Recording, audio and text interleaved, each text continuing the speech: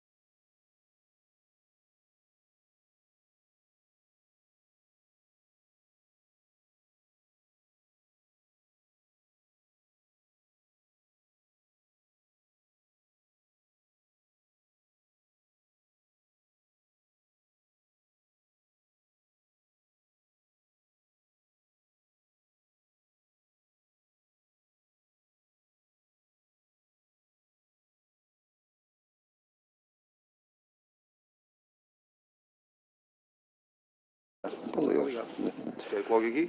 Pronto. Alô? Tá bem, então liga. Quando tu ligar, diga.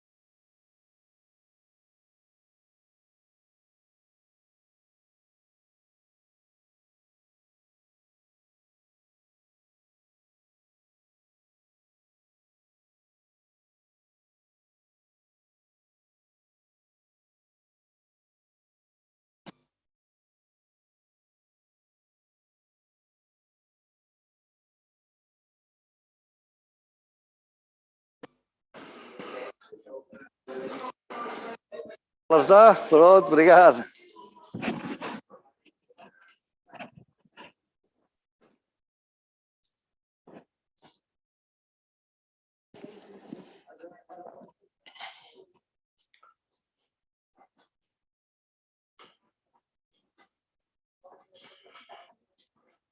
O segundo semestre, quando é que está? Março, não é?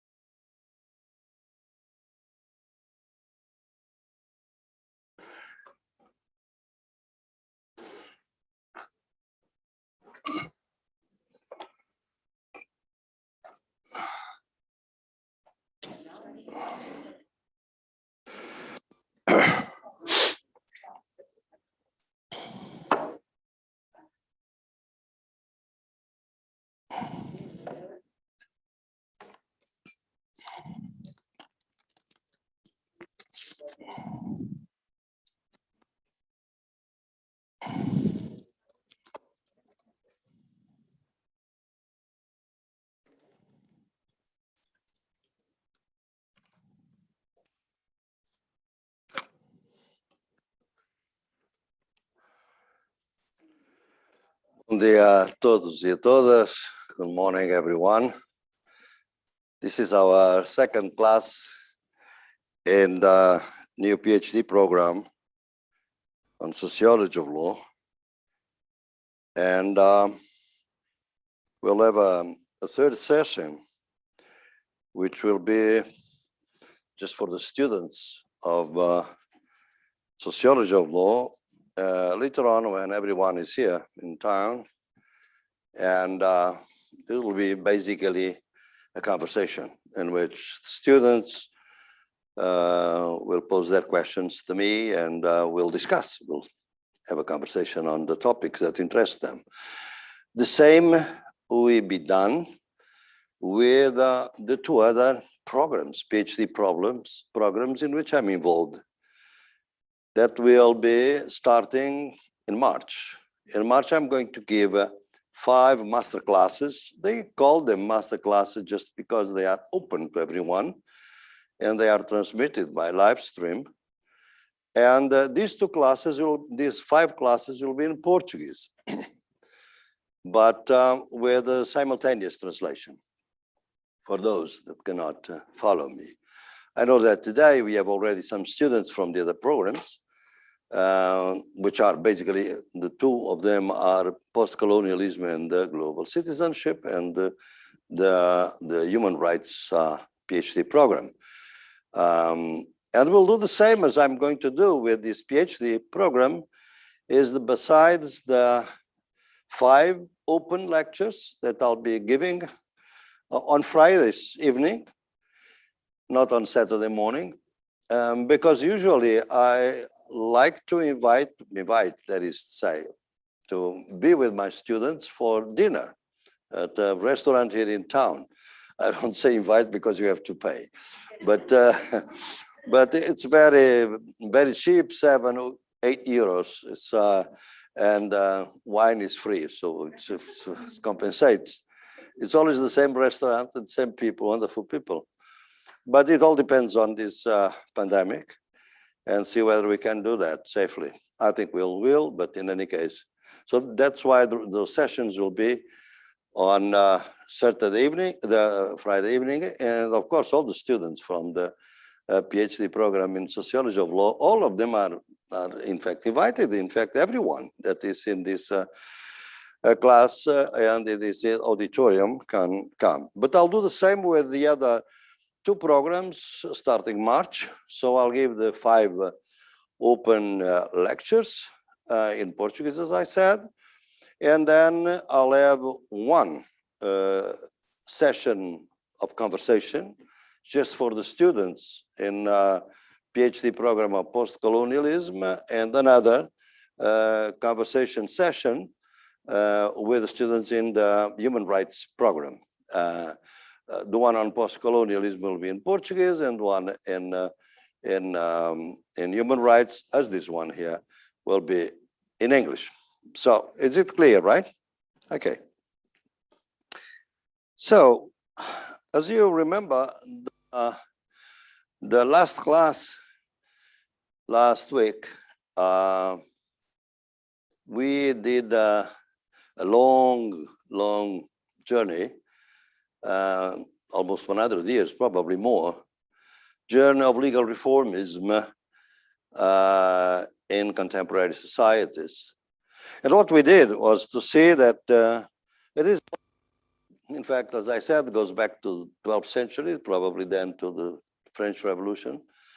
But it was basically after the First World War that I distinguished these two periods, in fact, three periods of legal reformism. First World War, the period after the First World War, the second period after the Second World War, and the third period after 1990 until the present, in which what I claimed and defended yesterday is that the two first periods were really periods of progressive legal reformism of different kinds, while the third one is a mixed, very contradictory period in which we have progressive attempts of legal reformism, as I would consider them in the constitutions of the Ecuador and Bolivia, 2008 and 2009. But they were mostly, in my view, already conservative legal reformism. I would say even counter reformism. And we analyzed the questions of deregulation, because it was the beginning of what I consider to be deregulation. I also said that while the first and even the second period, at least for the first phase of the second period, is a North American and European, Western European story. Then, from then on, I would say from the 60s onwards, it is already a more global story, in which we have India and Latin America and Africa also involved in this journey. Very different, as I said, it would seem to be following Trotsky, the idea that is an uneven and combined movement, because sometimes if we look at certain regions of the world, you see, as I explained to you, we saw the crisis of social democracy in Europe, and at the same time, some countries in Latin America claiming that they were starting with the principles of social democracy, even of a different kind. So I think that that was basically what I said, and I ended by calling your attention to a couple of phenomena that are very disturbing, part of this counter-reformist period, and they were convergent. On one side, I mentioned to you what I call the judicialization of politics, in which we saw the increasing visibility of the judicial systems in several countries, which didn't occur before, and an attempt to control the judicial system. The concept of autonomy or independence of the judicial system is one of the most disputed questions today.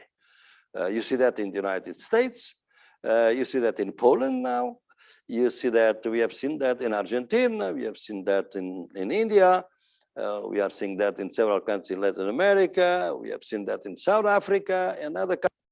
So this idea of the political control, even now a neighbor here in Spain, we have now a problem because the Council of the Judicature, that is to say the council that controls the judicial power and internal discipline and internal control, is in a stalemate because the two major parties in that country don't agree how to renew the council. And that's why the council has been there already out of over all the deadlines, and because they just don't agree. So why are they so concerned about controlling judicial power? Well, precisely because they think that the system may have an influence in the decades ahead. So we have seen all these things, changing the charter, changing the judges, changing the councils, and this is a tendency that is, in my view, going to be with us for a long time. But the other conservative trend, which I also drew your attention to, was the fact that you see a kind of an emergence or more visibility, I would say, of the conservative attitudes and decisions of courts. And this conservative may be related to the trends in the political system, but they go on a very wide spread of areas, like, for instance, conservative judges against productive rights, or what we call reproductive rights, women's rights, for instance. Male chauvinism in some of the sentences, as we have seen in Portugal and other countries. And even sometimes, like in Brazil, the erosion of labor rights being sanctioned by the Supreme Court.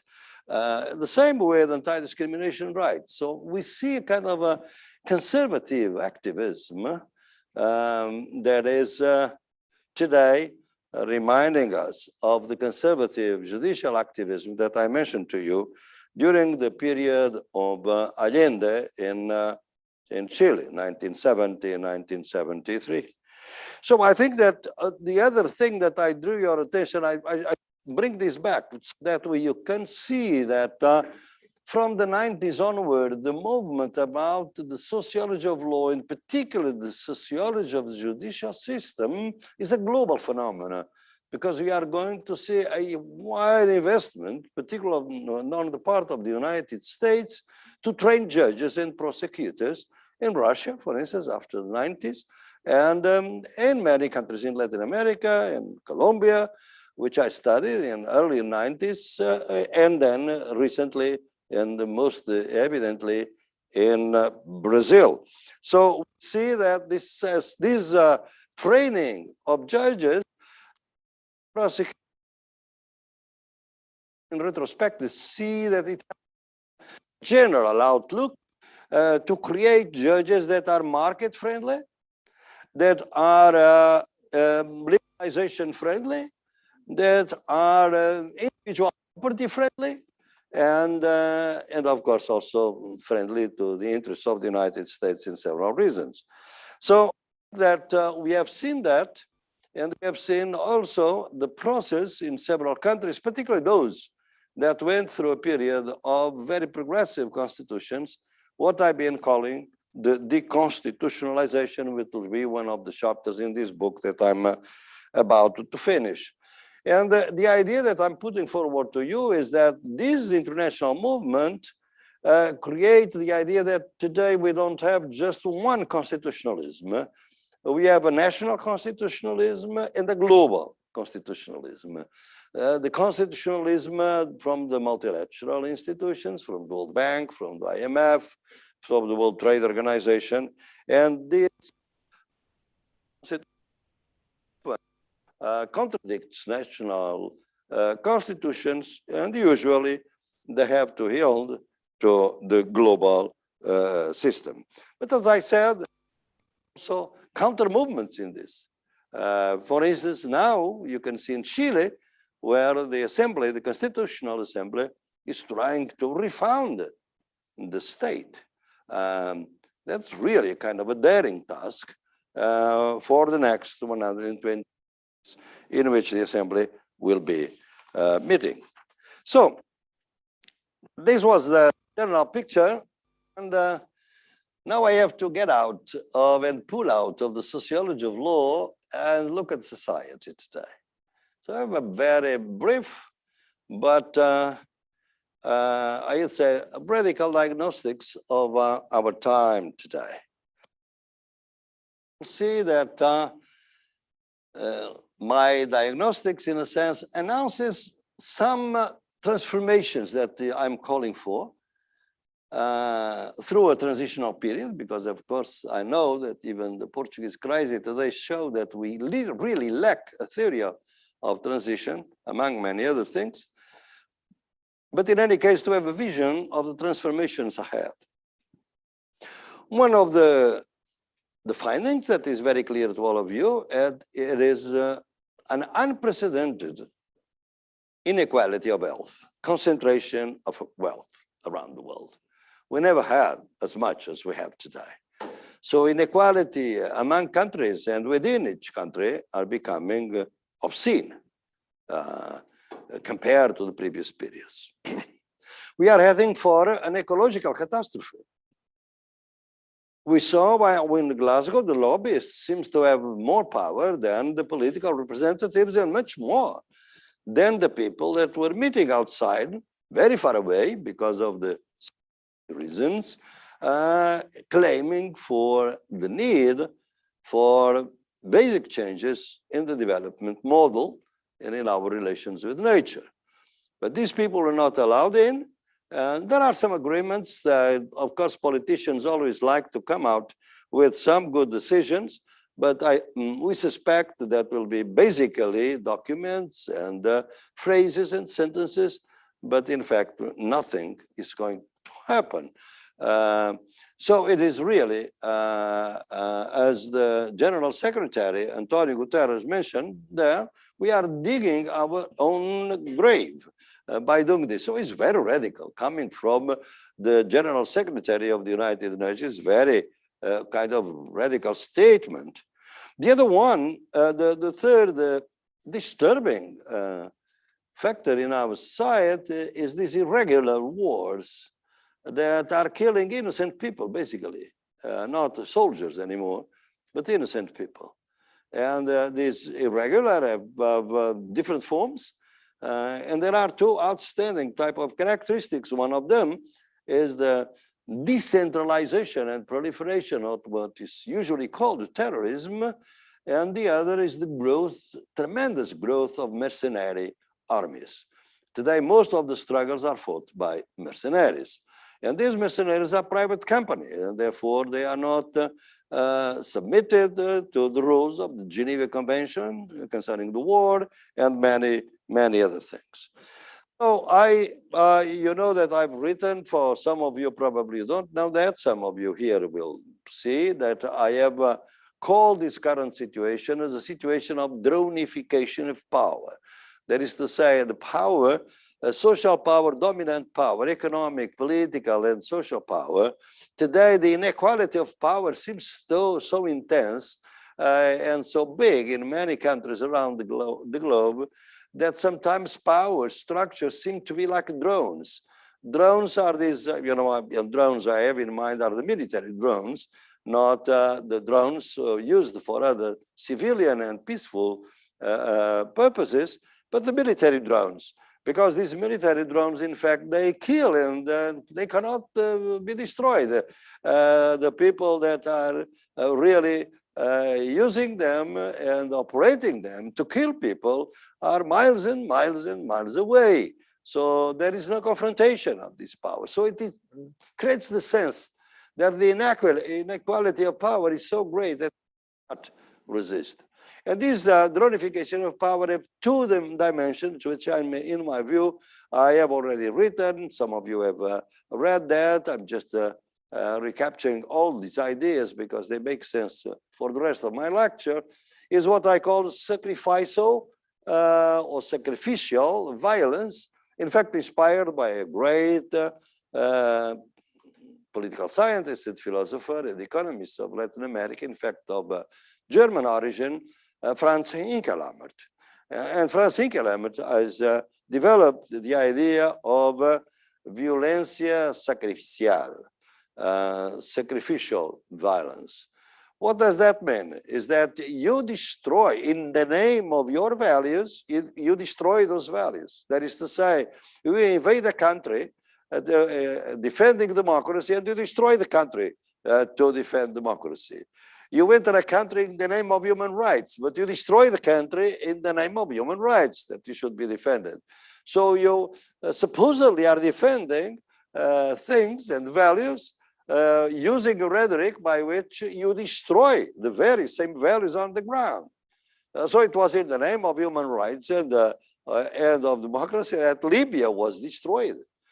For instance, not to mention all the wars in the Middle East, or not to mention many other things that we are seeing all over the world. So this idea of sacrificial violence is really today very obnoxious. But it is interesting that this does not mean that the human rights are all of them, in a sense, today, just an instrument of imperialism, because there are many people around the world that are risking their lives to defend human rights. And in fact, we have come with the rise of the extreme right. You have seen something that would be almost unthinkable some years ago, is that human rights are now a pariah in some countries. I remember that recently in the elections in Rio de Janeiro in Brazil, one of the left candidates was being insulted in the social networks because he defended human rights. Nobody could believe ever that someone could be considered some person that has to be destroyed, eliminated, because he's a defender of human rights in the networks. But that's the situation in which we are. And this is do with the global rise of the extreme right. It's another very concerning and disturbing phenomenon of our time that we should analyze. And this, in fact, it's very important that we draw a distinction at this point between the conservative forces and the reactionary forces, because the extreme right is not just conservative, it's reactionary. What is the difference, or how do I see the difference? The conservatives are people that follow the French Revolution principles of liberty, freedom, equality, and fraternity. But they really privilege basically liberty. They even parties called liberal parties, liberal initiative parties in Portugal. They really don't care about many equality or fraternity, but they still pay some rhetoric to those values. While the reactionary don't even do that. The reactionary are those that go before the French Revolution. They really don't believe in liberty. They don't believe in equality. They are racist. They are sexists. They think that colonialism was a very good thing, and we should go back to colonialism.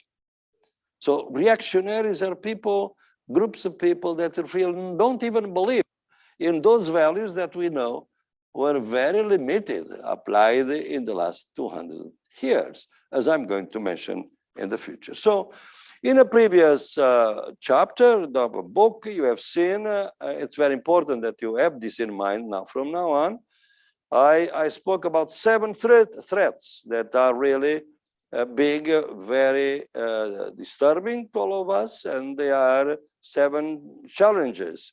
And very briefly, these challenges and these threats are the following. The first one is what I call the disfiguring of the state.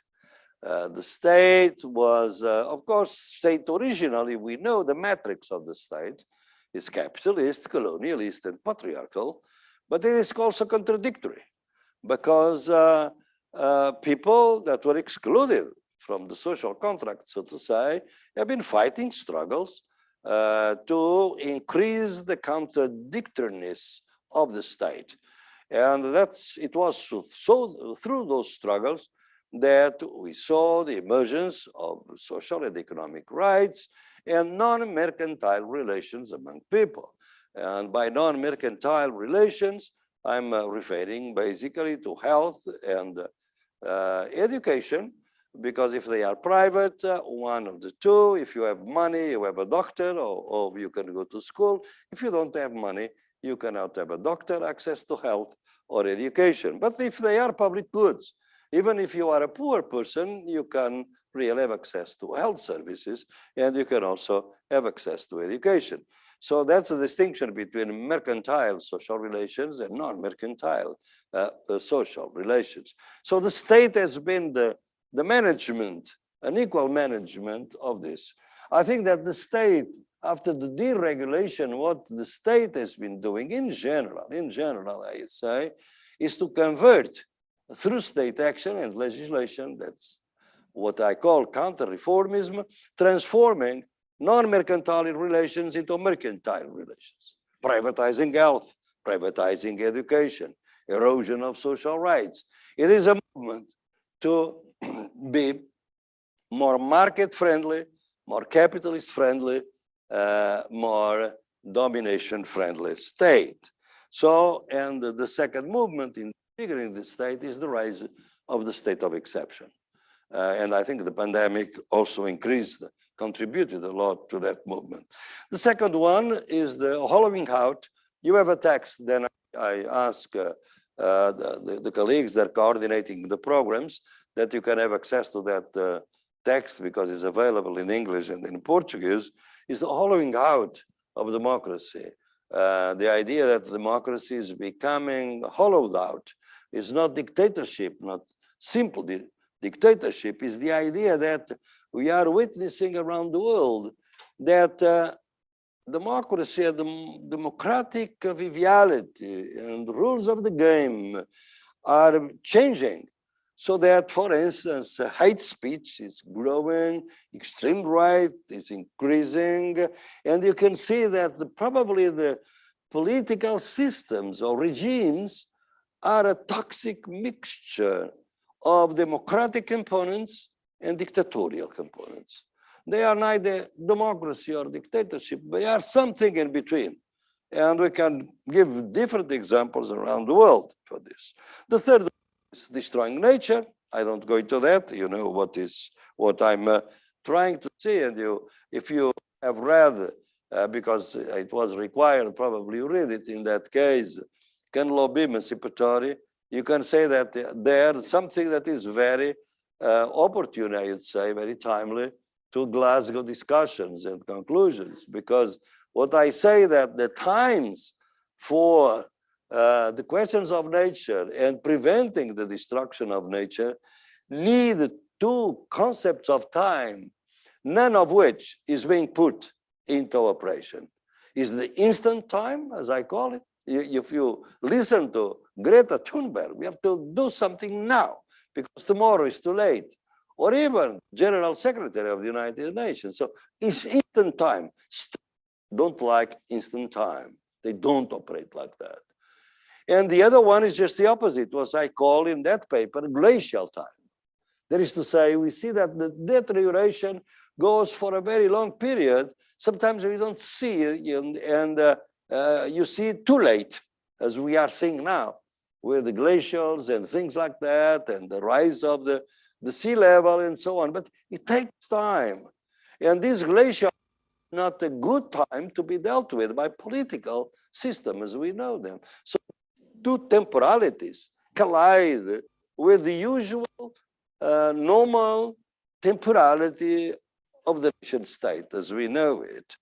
So the fourth one is the devaluing of labor. I'm not going to in the details because it's very clear what we are witnessing today is the erosion of labor rights everywhere. But even in some papers, I talk about even in that paper on Can Law Be Emancipatory, I speak about the wage theft, how the workers, there is a movement in the United States, the hours that are being taken away is theft, in fact.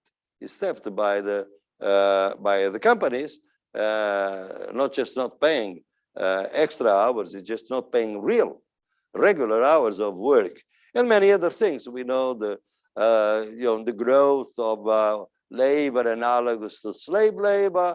You know all kinds of problems that point to the idea of devaluing labor.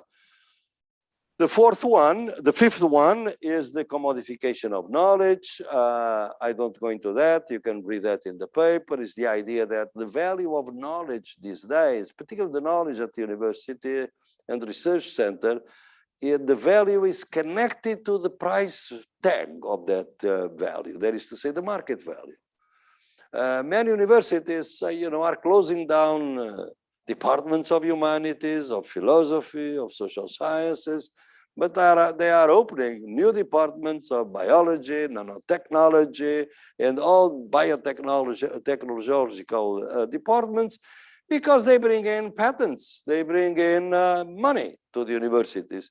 So the value of knowledge is a market value, which is something new, because modern science was created on the basis that the value of knowledge is intrinsic to the knowledge itself, for humankind in general, not to become a patent that can be appropriated by someone. So this is also a kind of a perversion in the system.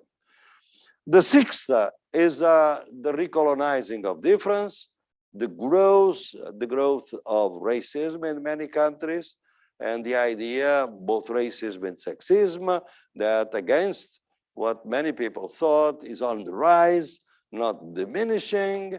And this, I have mentioned that as recolonizing difference. And the last one, the seventh one, is the criminalization of social protest. We see more and more the armies of the countries, the polices are trained to fight internal enemies.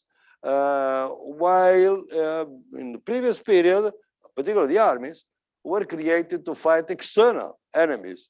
But now it's the idea of the internal enemy that is there, and therefore it's very important that we bear that in mind, because this criminalization of social protest is what I call, in fact, the rise of exception.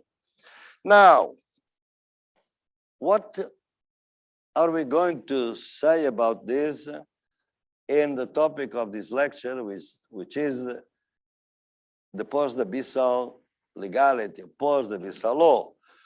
Because what we have been discussing in the last session was abyssal legality, and we are going to see why I call it now this way. And I have been telling you that we need a post-abyssal legality. What do I mean by that? Well, first experiment for you in this class. Have in mind what I just told you about the 7 threats, challenges. All of us become very much concerned about these 7 threats. Reflect a little bit. This is the reality of most people around the world since the 16th century. All these threats that we see as threatening us and challenging us were reality lived by all these people in the colonies from the 16th century onwards. What was the state in the colonies? Can we talk about the disfigured state there? The state was there to control the plunder of the natural resources in the colonies. It was not there to bring democracy or rule of law. It was there to take away the natural resources. So the state was very market friendly there. So there is not this fingering for these people, right? And now you follow each one of the threats. Hollowing out of democracy. What a threat for most people. Was there ever democracy in the world? How many countries were democratic in our sense for a long time? How many are they? For whom? How many people do experience democracy in their everyday life? How many people think that it's very good to have democracy because, in fact, I can vote and my vote makes changes and I can change and elect the people that represent my interests? Well, throughout the colonial period, this was absolutely unknown. So this reality was lived by most people in the world for many, many centuries. So now we think that we are threatened just because it has been threatening to the North American, European, and to the middle classes in several countries in Africa, in Latin America, and Asia. But the reality of people, most people in the world, was already in that situation. Third one, devaluation of labor. What was slavery? It was an extreme form of devaluing labor. It was there from the very beginning. What has been the work carried out by women for all this period, the varied labor. We even consider them to be this labor, the care labor, it has been called, as reproductive labor. That is to say, labor without no productive value. Can we imagine that cooking food, raising children, taking care of the family is just not productive? But that has been the major conceptions. So it has been all along there, destroying nature. Well, the colonies. Look out the mountains in Potosi were destroyed in 1 century.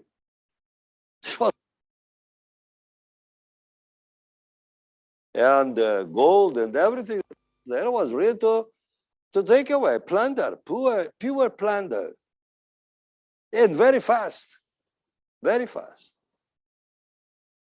So it has been there for a long time. Commodification of knowledge was there almost. The value of knowledge that was brought to the colonies, what kind of knowledge was that? Was knowledge to convince these people that they should really submit to the European colonizers, basically. What were the missionaries doing? Were they, in fact, asking people to abandon their own religion and moving them to the missions and so on and separating from their religion? What was the purpose? The purpose was really that they would be docile to the colonial initiative. There were contradictions, of course, no question about that. But there were really contradictions. Because sometimes in order to protect the indigenous people, you didn't protect the slaves. That was Padre Antonio Vieira, or even Bartolomé Las Casas in some writings. You can see that you may even defend indigenous people, but in fact the slaves, in the case of Padre Antonio Vieira, slaves, in fact, you have to really accept that in order to protect the indigenous people. Well, you can see all of this there. Recolonizing difference. What the colony is about. Colonization of difference. The white versus the non-white, the European versus the non-European. So the colonization was there from the beginning. Criminalization of protest. Well, there was the suppression of all the revolts in the colonies was precisely that. No, nothing else. So pay attention a bit to this. Things that we have, they have been right. What I've been writing is what I'm telling you now is different. I'm telling you, emphasizing something that I didn't emphasize out now in this book, but it was not in that, my previous writing. And all these facts have been all along there since the 17th century, 16th century. That's what this is reality. And the question now, the second experiment that I ask you to make with me is that, was it just during the colonial period or is today? All these, I said, existed in the colonial period.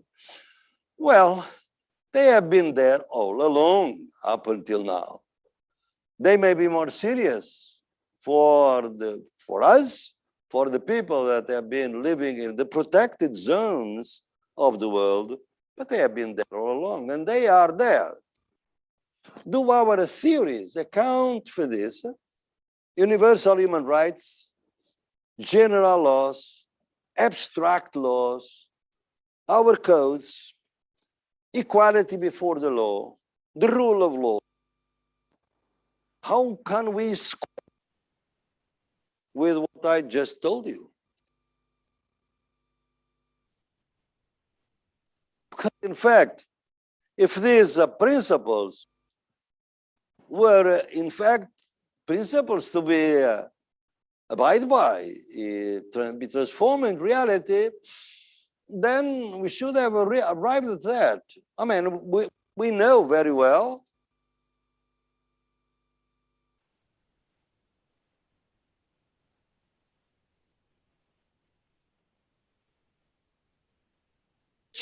So freedom of the property.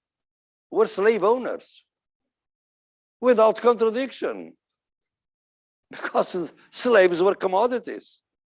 Just they were commodities. They could be champions of freedom and be slave owners. Locke make a lot of money of the traffic of slaves, the company. John Locke, the great theoretician of liberal theory. So I think this contradiction has always been there. And if it is there, then I think that we need, after these two experiments, we need an epistemological turn. I think that if this contradiction of our knowledge with reality is so obvious, I think we need an epistemological turn. We have to think in a different way. And that's my proposal of the epistemology of the South. So you have been probably reading in our seminars, I think in all the PhD programs, they are going to read the excerpts of my books on the epistemology of the South. And I'll be glad then later on in our round of conversations that we can discuss specific topics of the epistemology of the South, in your case, in the case of sociology, extent to which they impinge upon the questions of law in the state, in others, post-colonialism and human rights and so on. The proposal that I've been advancing since 2009, particularly with the name of epistemology of the South, is that we need to think that probably the knowledge and epistemology, that is to say, the idea of the valid knowledge that brought us here, that with which we have made sense of our societies, is not valid to carry out the new centuries and the coming future of social struggles. Because the dominant paradigm of knowledge has been the knowledge put forward by Hegel, is the idea of the knowledge after the struggle. That is to say, Hegel creates this idea that the howl of Minerva flies at dusk. That is to say, only after struggles, things are quiet and we can start reflecting upon things and create knowledge. So knowledge after the struggle. What is the problem with this paradigm? Is that after the struggle, only the knowledge of the winners persists. Where is the knowledge of the vanquished? The losers of history, it's not there. And that's why we're really teaching most of the time the knowledge of the winners, the history of the winners as told by the winners. The losers have not been there. They vanished after the struggle. And that's one of the problems with our universities and our knowledge is precisely that. The paradigm, which is a paradigm that has exerted great influence on me, is the paradigm before the struggle, is Marx's paradigm. Marx, on contrary, tried to develop a paradigm of knowledge before the struggle, because the working class would not be revolutionary in itself. It would need a kind of knowledge, a Marxist science, that would allow it to become from the class in itself for the class for itself, from Ansicht to Fürsicht, that is to say, class with class consciousness as a revolutionary political subject. So they have to be prepared. Well, this paradigm has been very useful, and I have to say that is a paradigm by which I go on following some of my understanding of our societies. But it's not enough, because we have accumulated too much frustration around this Marxist paradigm as well, particularly because Marx and Hegel are both Europeans and live in the 19th century. And we are living in the 21st century. And they were thinking basically about the European society, and now the world is much wider than that.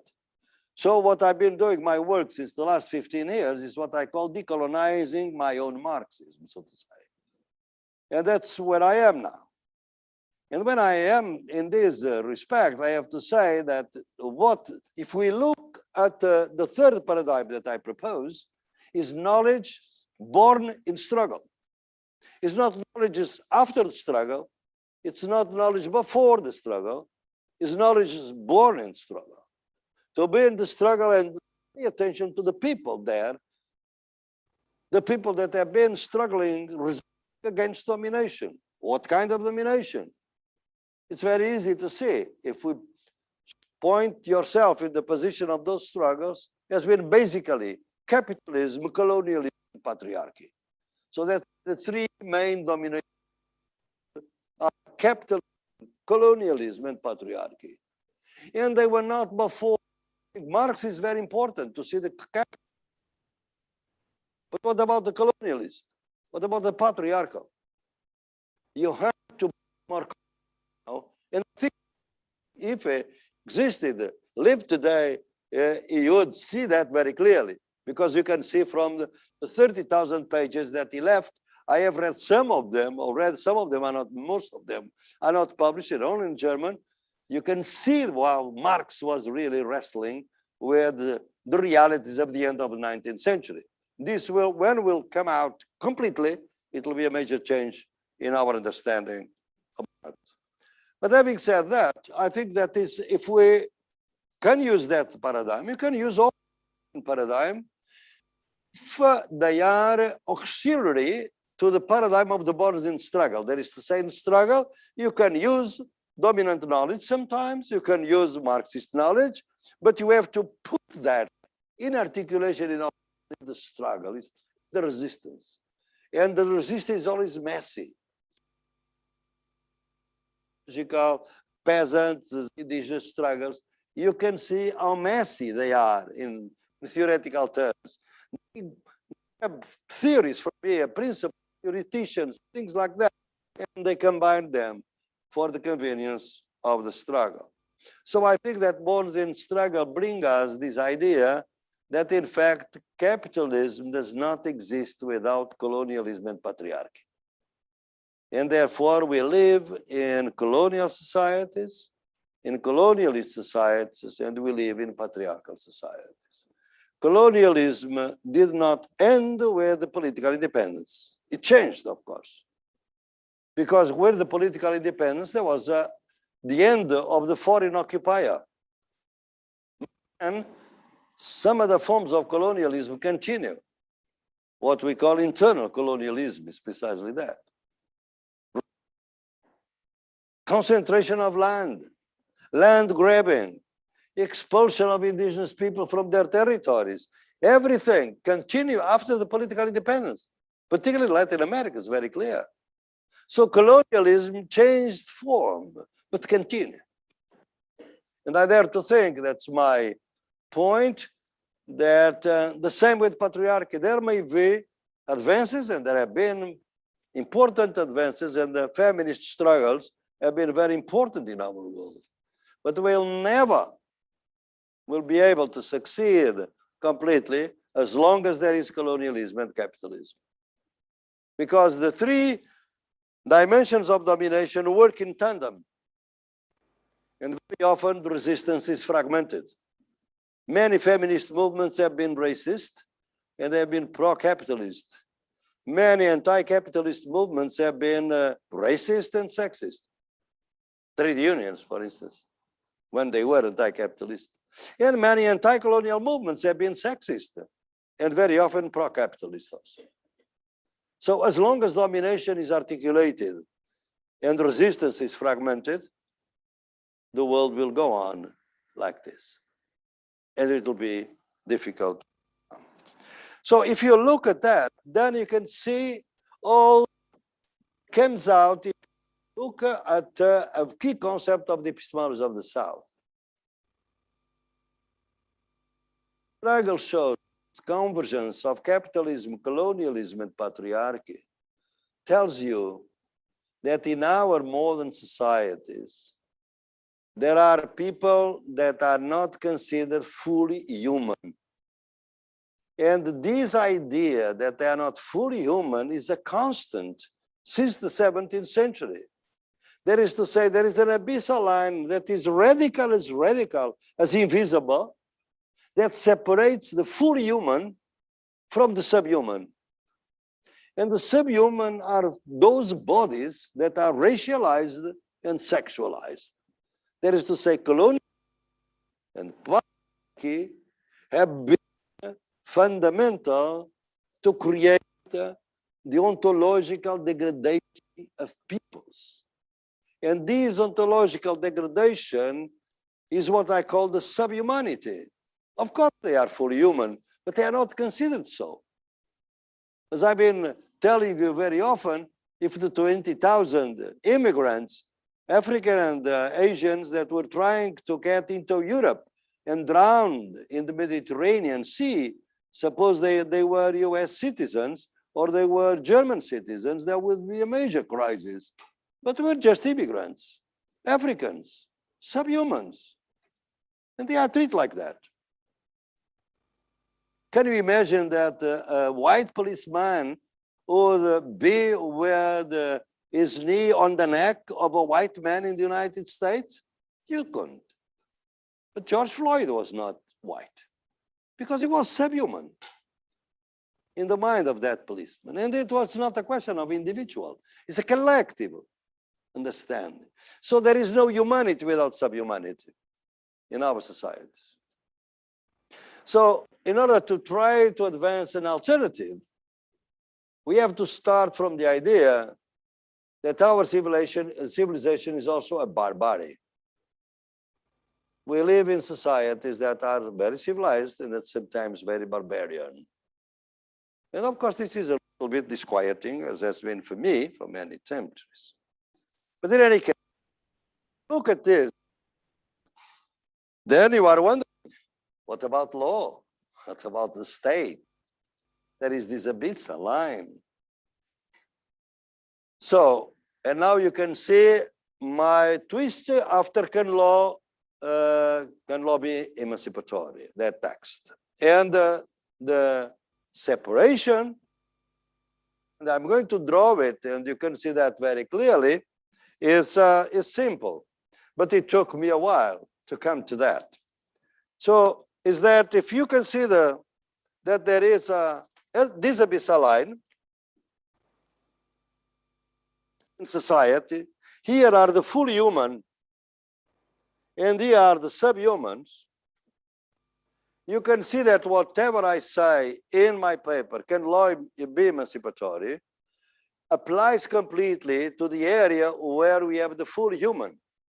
You remember that in that paper, I saw that the two principles that regulate transformation, social transformation in our society is the tension between regulation and emancipation. You remember that.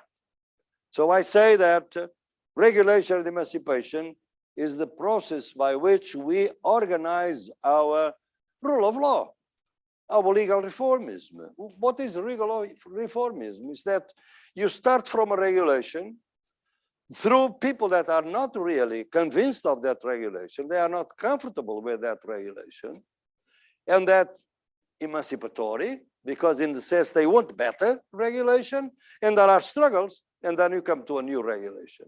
This is the tension between regulation and emancipation, right? What is the difference in my thinking?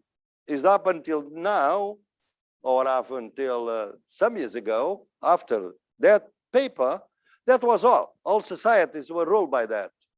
But now, from the epistemology of the South, if we consider that there is a abyssal line, then this covers just part of society.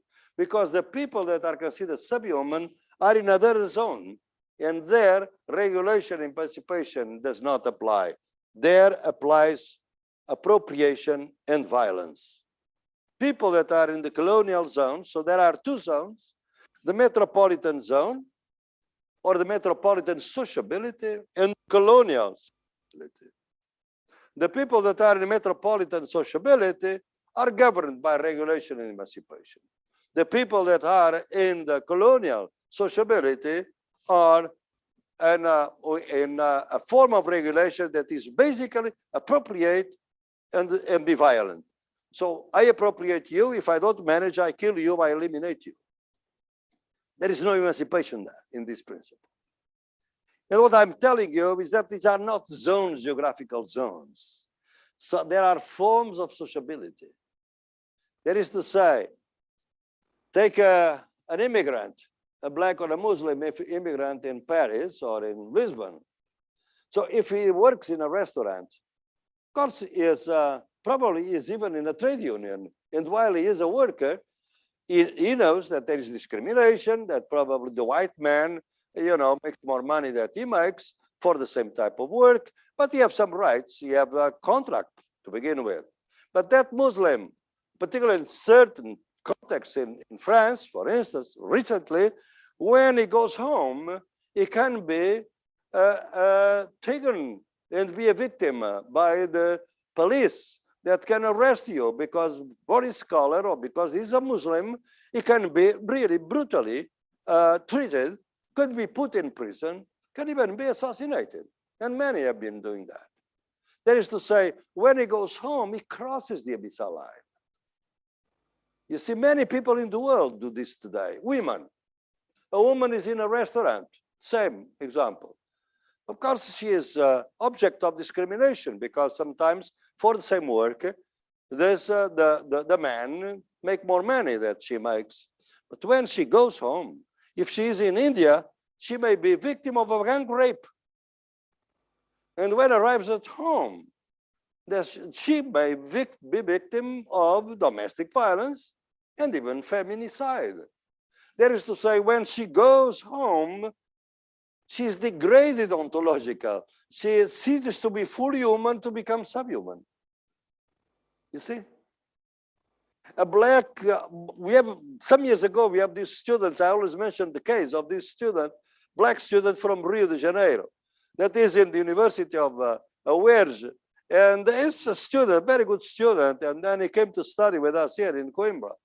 And he's a very good student. Of course, he feels that sometimes at university there is some racism and so on, but he's a good student and he's with colleagues and so on. But then, because it's at Wales, Maracanã, he goes to his favela. And when he leaves, he is boarded by the police and stopped by the police every 20 minutes until he arrives in the favela. And the police always ask the same question: open your backpack. And he opens the backpack. And I inspect the backpack. And I close it again. There is the computer. There's nothing there. 20 minutes later, open your backpack. Another police on his way to favela. And he does the same.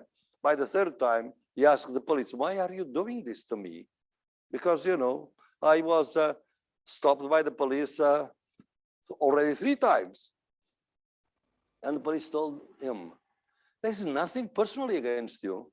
Is that people, your color skin, you are in our profile, in our protocols, we are bound to stop you just because of your profile. So it's nothing personal. This is institutional racism, basically. That's what it is.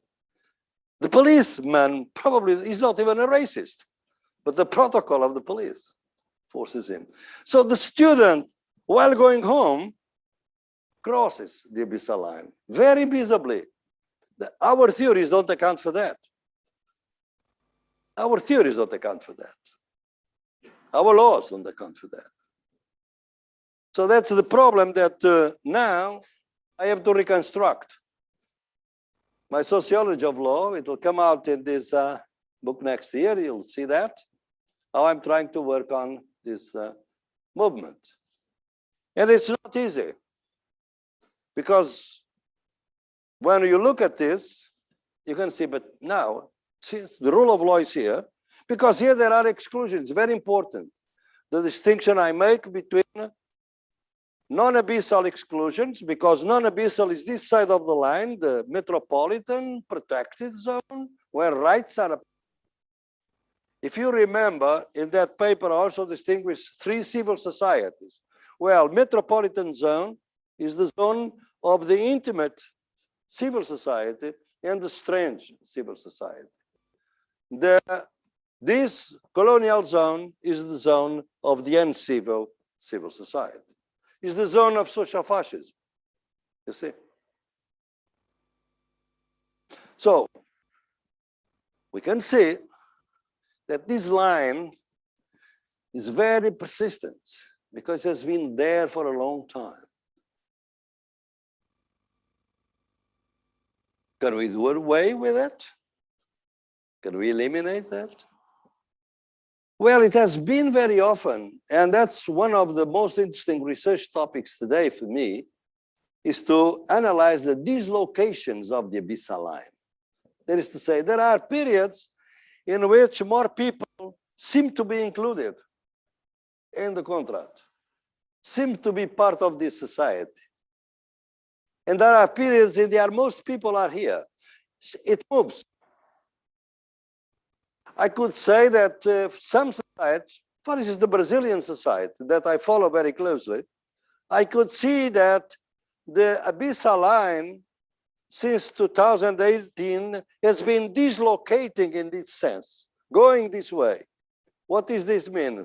Less and less people are fully protected. More people are in the colonial zone. More people are experiencing abyssal exclusions, in which even if they have rights, it doesn't make any sense. How can they exercise those rights? You see? So the abyssal line can dislocate itself. Law is very important to analyze the dislocations of the abyssal line. State are very important. Both ways, to go from this direction or that direction. Are they good to eliminate the abyssal line?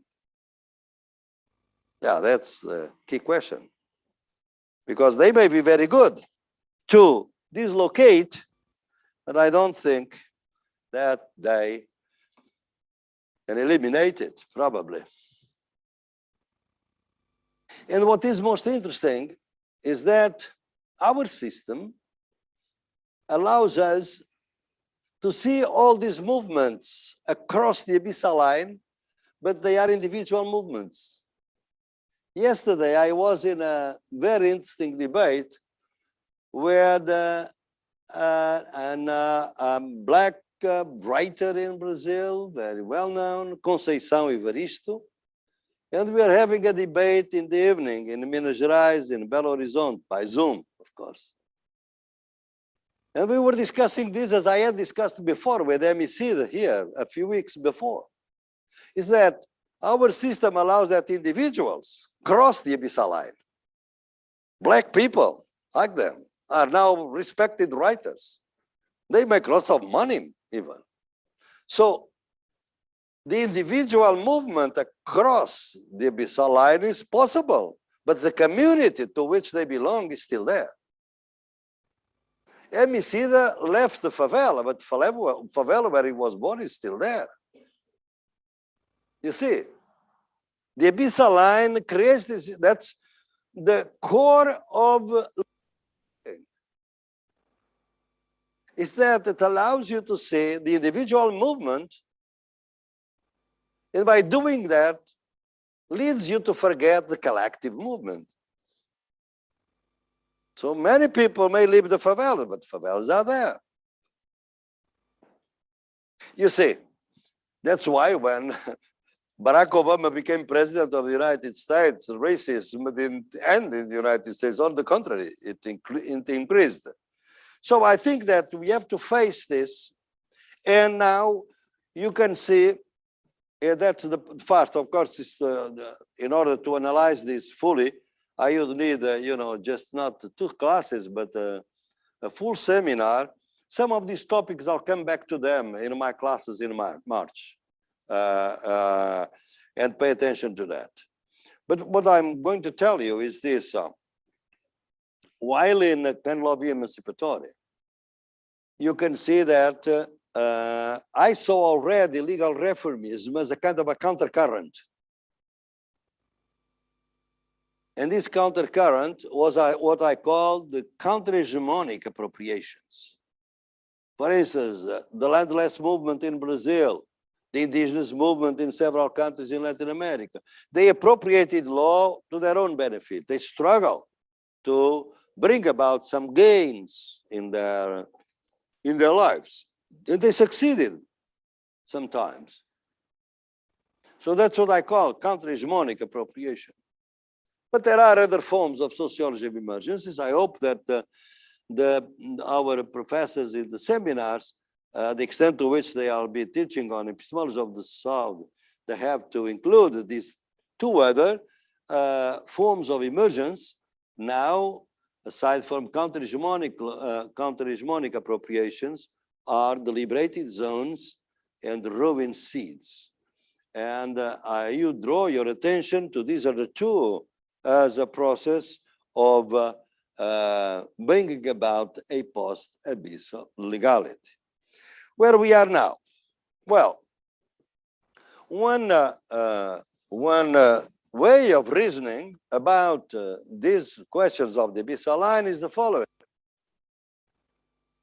If the abyssal line exists as long as there is capitalism, colonialism, and patriarchy, maybe it is located, but it's difficult, it's impossible. Then we have to think of anti-capitalist, anti-colonialist, and anti-sexist or patriarchal struggles. How can you do that? I think that we, in our conventional critical thinking, we polarize too much between law and revolution. I think that we need both in the 20th century. But both law and both revolution will be transformed. I don't have all this quite figured out at this point. So I can't be more precise than I can. But I think that the revolution will come back. If it is necessary to think that it came back because it's still there, probably among many people, the thinking, but probably in a very different way. And it will be the only way to properly reconstitute also what I could call revolutionary legal reformism. That is to say, possibilities also through the law of bringing about that. And there is something that is missing in my knowledge, as in many other people that are doing this kind of work. Not many, actually, but some that have been doing this. Is what the only moment in which I wrote about that is in that book that is published in Portuguese, in Italian, and Spanish, and will come out in English soon, is O Futuro Começa Agora, da Pandemia à Utopia. In Portugal, it was published by Almedina, and you can get it here, or in Brazil by Boitempo. It will come out in English by Routledge, and came out in Italy by Castelvecchi, which is my editor in Italy. And in this book, I have a chapter on the politics of transition. I think it's very important that we don't have theories of transition. We have only very good transition theories for the period from feudalism to capitalism.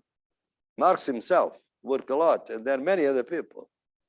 But we don't have transition theories for the tasks ahead from now on to a society in which these dominations will be either disappear or become so residual that the abyssal line is not there. Where I see the transition coming up, that will be a topic that I'll be dealing with probably in one of our classes in March.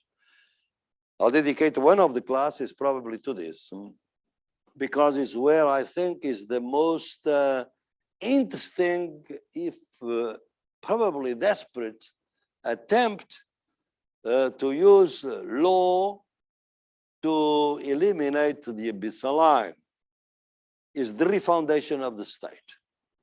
If you look at the social movements today, when they are really being serious about, and they know very well, the crudeness, the aggressiveness of this domination, capitalist, colonialist, and patriarchal. They are not calling for legal transformation, for new laws, to go into courts. The courts are becoming so conservative.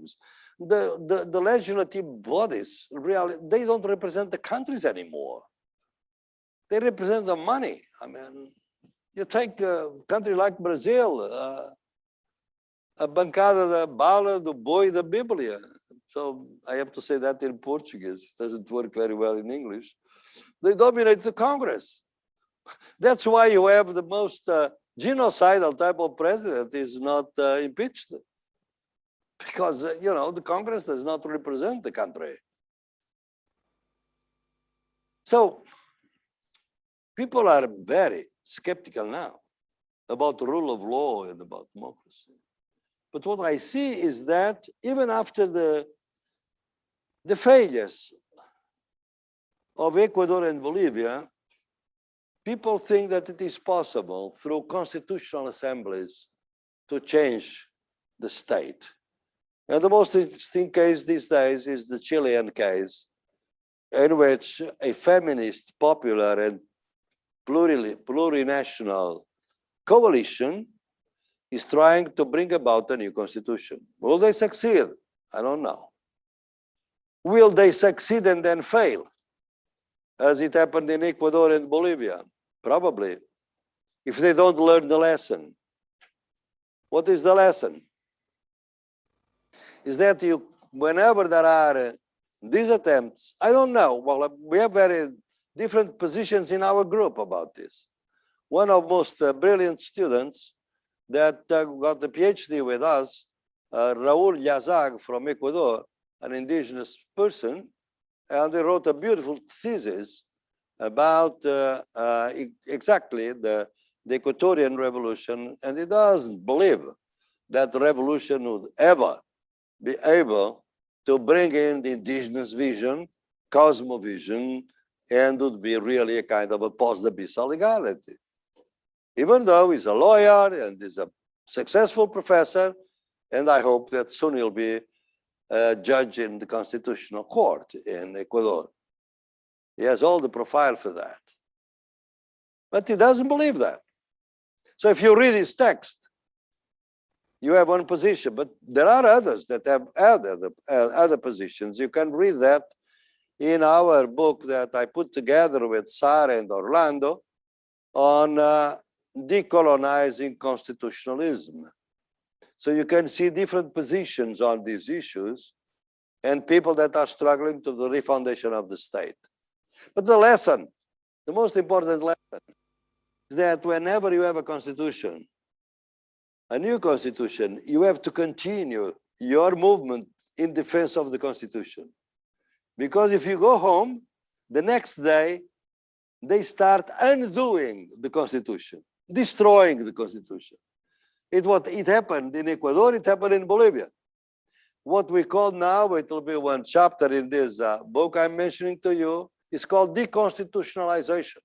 So it's the process by which the constitution is undone by the oligarchies, the dominant groups. They didn't succeed in stopping the constitution, but they are going to succeed in stopping the application of the constitution. So you have to continue the movement. So I think that then probably this state that is coming up is a transitional state. If it will be serious, as it was in the plans in the Constitution of Ecuador, it will be a plurinational state.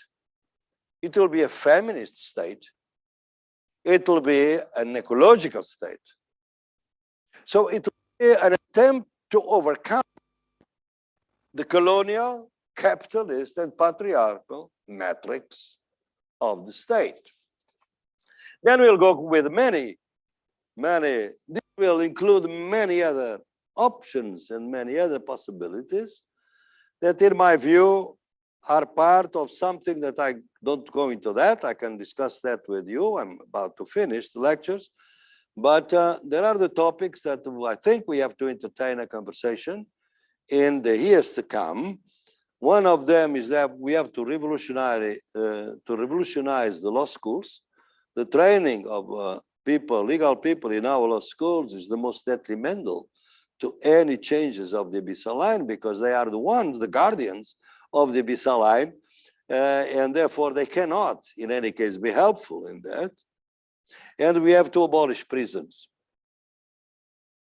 In many countries, prisons today are a way of solving the colonial situation in the worst repressive sense. You look at prisons in Brazil, you look at prisons in the United States, you see that. You don't see the criminals there.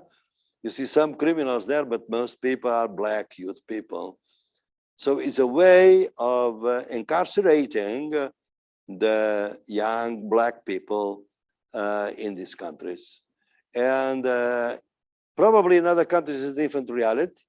Here is very clear the necessary of a transition theory. We cannot abolish prisons tomorrow in any way, because immediately one would say, but are the pedophiles going out immediately? Serial killers? Of course not. Of course not. We have just to start thinking that the abolition of prisons are not there for the purpose that the system tells you, to guarantee the security of people. It's not that. Because the most important, the most serious detrimental criminals, they don't ever go to prison. Even if they are tried, you have seen now the bankers in Portugal, they leave the country. They threaten to leave the country and they let them go. And they commit crimes that was really damaging the lives of millions of thousands of people that have their money in that bank and lost it. You see? But then how many Black kids are in prison for 18 years of some sentences for just a little bit of cannabis or a little bit of heroin as consumption? And they are there. Sometimes they are never tried. They stay there for years, never tried. Sometimes the sentence ends and then they stay there for years because the judges forget to write the sentence of execution of that sentence that allowed the person to get free. So I've been working with the mothers of imprisoned youth in Brazil, and I tell you, is one of the most important learning experiences in my life in most recent times. What I've been learning about that. Precisely because, and that's why we need to start a movement to abolish this. You know that the mothers are considered by the guards in the prisons as criminals as their sons. Because they are Black women very often. So all of you are criminals. They are treated by the guardians as if they were criminals when they try to visit their children. You see how serious is racism? Well, this is this quiet picture. It was the purpose of it. You know that I always think that will be alternatives, and I'm pointing to them. But they have to be of a different kind from those that were indicated in Can Law Be Emancipatory, I think. Because we have accumulated too much frustration about the ways in which this has been working. So I think that I end here. Now we'll have some debate. But, you know, many questions will be left for our sessions. And as I say, some topics that I don't have, I have already, but it's not publicized, the topics of all the classes. In March, you'll have, starting March, so you'll have soon, there will be an announcement that says of these classes, the dates and so on. So you'll have the notion where we are heading for in this, and of course the questions of alternatives will be there. But this, since we are in the PhD program of sociology of law and the state, I'm trying to address this picture because that's something I like.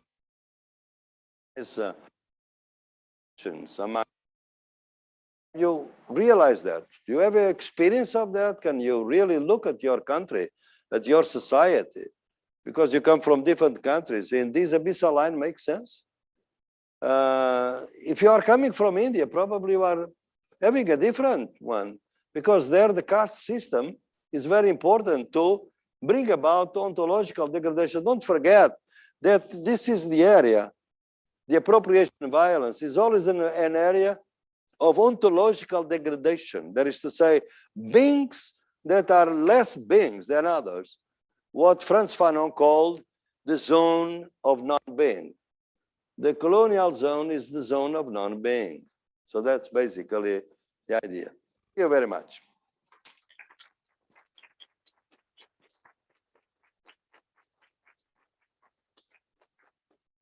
So the debate is now open. There are two micros here. I can hand you this micro, but it would be great if I have some help with the other micro. And as I have it with my hand, I will use the power of it just to make an announcement. I don't know if everyone knows, this afternoon there will be a concentration at Praça da República for Dani Joy, a young Portuguese black man that with 23 years old that died in a Lisbon prison. And there were no explanations for that. So it will be a concentration. There will be one in Lisbon, another here, and another in Porto. Here is at 4 o'clock. It's a concentration to demand for some explanation of the conditions of the death. So I can hand the microphone now for the ones who want to make a statement or finish. Good morning, Professor. Good morning, everyone. Thank you for the lecture. My name is Vinicius. I'm from Brazil. This week, after a 2-year struggle, the biographical movie of Marighella could finally be exhibited in Brazil. And before the exhibition of the movie that was going to be exhibited in the MST, the landless movement in Brazil, there was a violent attack of 20 men. They came fully armed and attacked the basement. So it seems to me that there is one side of the abyssal line that's really used to violence. And my question here is about violence. In your understanding, do you think that when you say about revolutionize the democracy and democratize revolution, do you think that revolutionary violence take place somewhere in the future?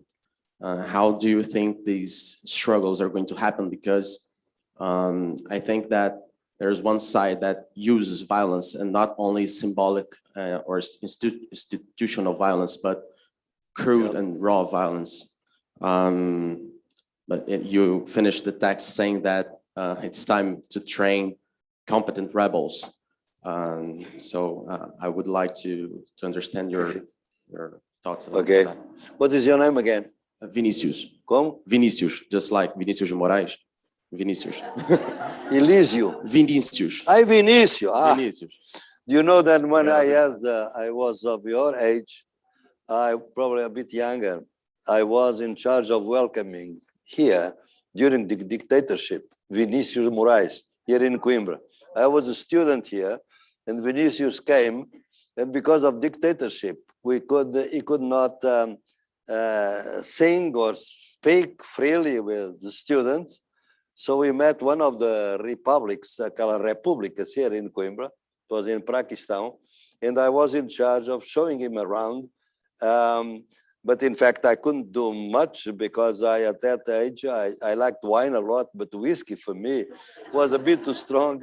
And Vinicius was half a bottle at least before lunch. So it was really complicated to be accompanying and escorting him in the city. Was a fabulous person. So good, Vinicius. Okay, I'll put together 3 questions and then I'll answer. Because today, probably around noon, I'll have to leave. So we have half an hour for debate. Okay, good morning, Professor. My name is Gabriela. I come from Brazil. It is a privilege. Yes, I'm from the program. And I'm also a student of José Geraldo. Oh, wow. Yes. All the recommendations, my dear friend.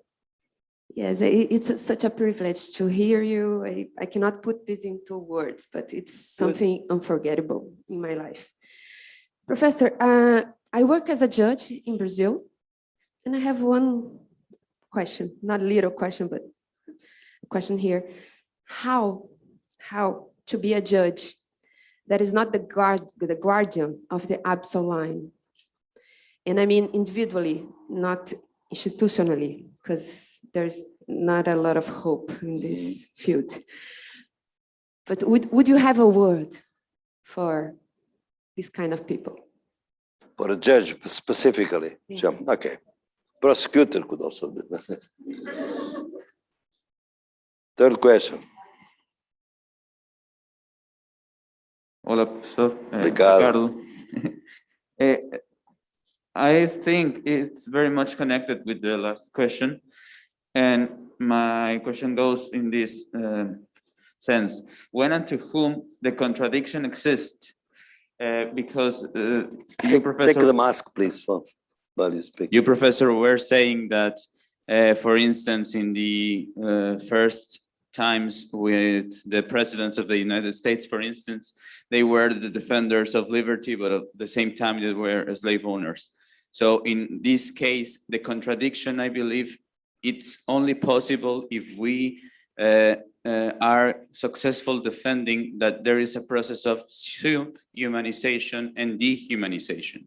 Mm-hmm. And I believe part of the role these guardians of the abyssal line that many times lawyers are, or judges as well, it comes that with the task that we need to challenge the denial that laws practitioners tend to do, because law does not recognize this process of dehumanization and subhumanization. Mm-hmm. So my question would be, how do we deal with this denial coming from law? You were already saying that we need to revolutionize also legal education, but in this sense, it's very difficult because sometimes law does too little for the challenges you pose with the abyssal dynamics you denounce.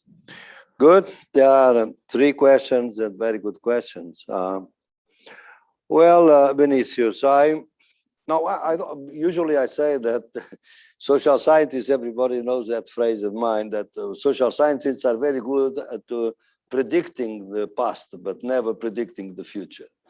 So I don't know about that, about revolutionary violence. What I say is that there's a pair of revolution and law or revolution and democracy were based on the idea that in fact there were two alternative modes of social transformation, which in a sense, if we were at the beginning of the 20th century, I've been reading a lot now of all the German stuff, because it was the most interesting stuff written at the time, 1912, 1914, they would think even before the Russian Revolution. And it's very interesting because in fact, there were two models, they were, credible, even though they insult each other very, very much in their writings and so on. At the same time, they respect each other in a very deep sense. There were credible alternatives there. And so to say that, for instance, Germany from 1918 to 1921 followed the revolutionary side. There was really almost a civil war. And only at the end when Rosa Luxemburg and Karl Liebknecht are assassinated in Berlin, is that in fact comes to an end, that revolutionary period. And then the Social Democrats win over. They were already there, but from then on, they had the monopoly of that. So it was a revolutionary crisis. Not many textbooks refer to this period of 1918, 1921 in Germany. And in fact, Lenin had said, well, if in fact the revolution takes place just in Russia, it will never succeed worldwide, because Russia is very undeveloped. Revolution has to come about in a developed country. And the developed country for Lenin was Germany then, right? So what I say that we have to revolutionize democracy and democratize revolution is precisely this intent that I have, that I expressed at the end of the class, that we have to think about these paradigms because we have been opposing them. And it looks like that we started by discrediting revolution. If you look at the world in general, and you believe I'm saying that with full knowledge of what I'm saying in this respect, because I'm a member of the Truth and the Reconciliation Commission in Colombia.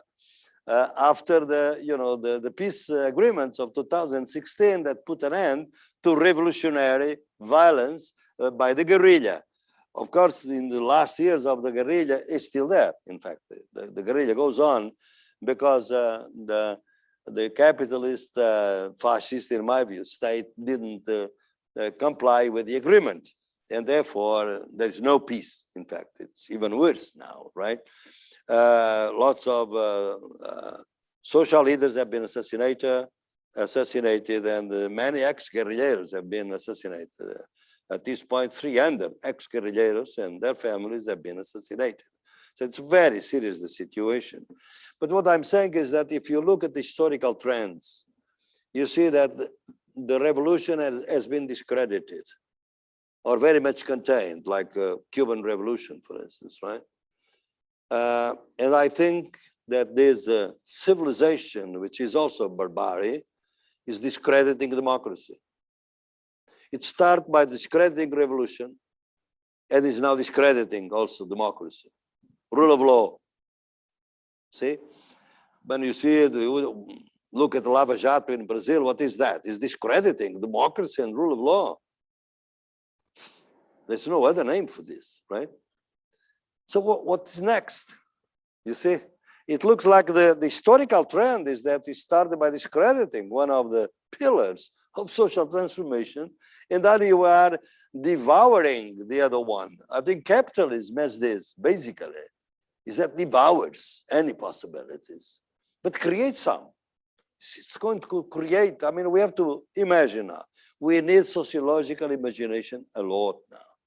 But I don't know if it will be violence, because I don't know what, if you ask me, as I say, I cannot predict, but I would immediately tell you what do you mean by violence. Because violence is changing. In a digital world, violence is going to be very, very different. And solidarity probably is also going to be very different. Is peer-to-peer review, for instance, relationships that's now being developed even at the Web Summit, is the new form of solidarity among people on different screens, or as something else? So violence is institutional, it's structural, maybe psychological a lot. Isn't Facebook a form of psychological violence? I think it is. Quite frankly, I don't see anything liberating there. But I'm from a different generations. There are people that cannot be. You have seen now in this Web Summit, Facebook has been defaced. It has been defaced, and now it's called Meta.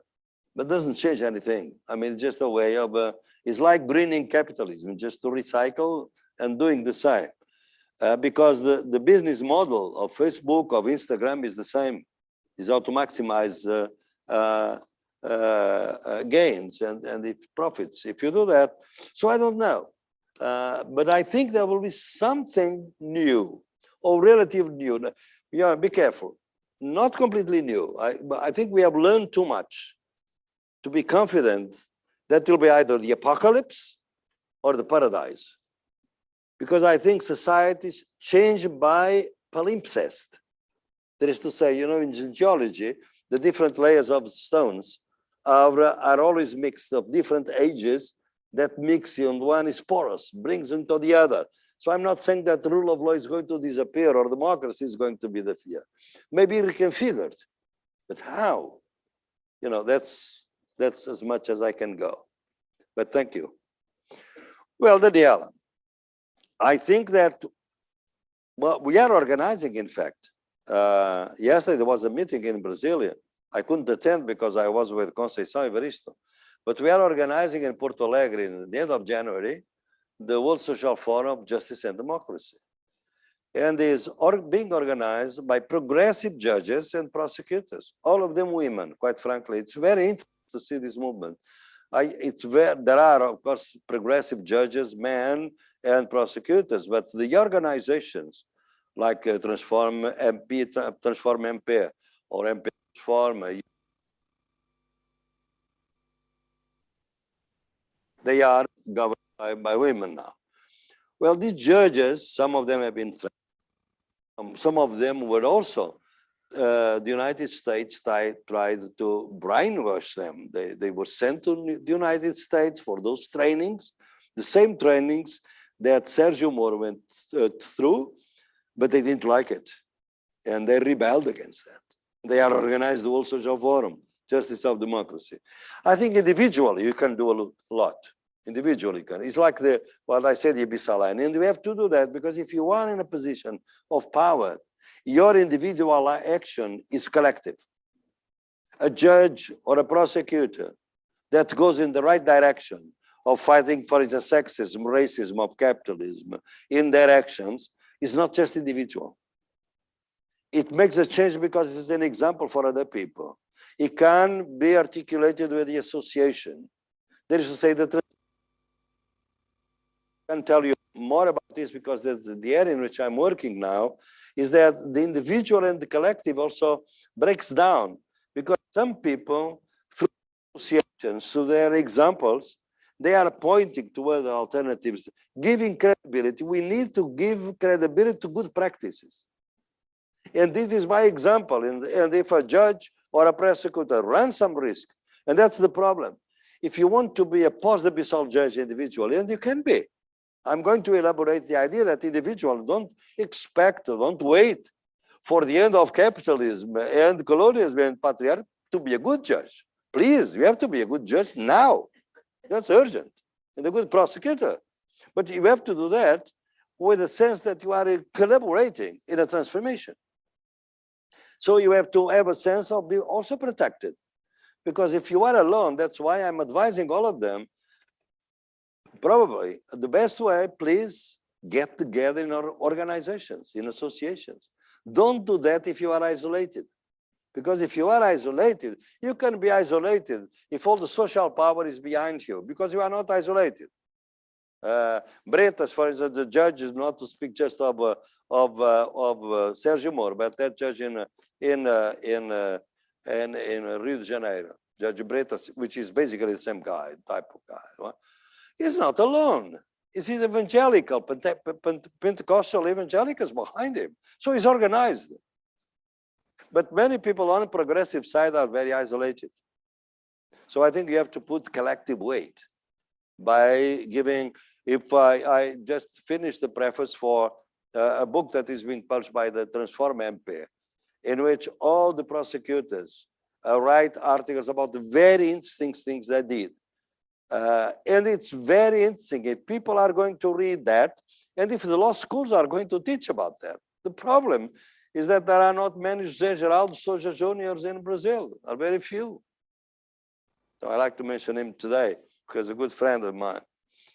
Well, I also think this is one of the things, I didn't mention that here because that will be another topic for another time, is that an understanding of legal pluralism, that it's very important for all of us. Since the beginning, I started with the favelas. The legal pluralism becomes very different once you come in with this. And many judges, for instance, are against that idea. They think that is the monopoly of law. They should have more position and the view, for instance, that's so important to fight the garimpeiros and the agricultural frontier in Brazil. They have their own laws, the concepts of the sacredness of the forest and the rivers. But we need lots of legal pluralism and intercultural training for judges. But that is a different law school, of course. Right? Ricardo, yeah, it's really very related. And yeah, I think that yeah, the law schools are guardians of the abyssal line. No question about that. I didn't mention you have to, in order to pursue this line, you have to go to my papers when I speak about the 5 monocultures and see what would be a transition from monocultures to ecologies. It's a very sweeping type of transformation that will occur with a transition period, and we need a transition, the conception of a transition. And it's very difficult to think about that at this point because we are in a period of defensive struggles, in a sense, retrogression and regression in some. But I think that we have to challenge that. Sometimes what we've been doing is to create parallel institutions. For instance, I'm advising the people, and we are going to have that in Porto Alegre in the end of January. Before the forum, you are going to have a session of the Popular University of Social Movements for 2 days. 1/3 will be judges and prosecutors, and 2/3 will be social movements. So that for 2 days, they will be together discussing things in a residential base. Can you imagine a judge being in the same hotel with the leader of movement? You know, it's already transforming, but it will be a minimal thing, but that's the trend. I think we have to be very ambitious, but very humble at the same time. Okay, we have another round of questions, and then I don't know if there are any questions online. I'll leave some time for that, and then we can leave other questions for the round of conversation later on.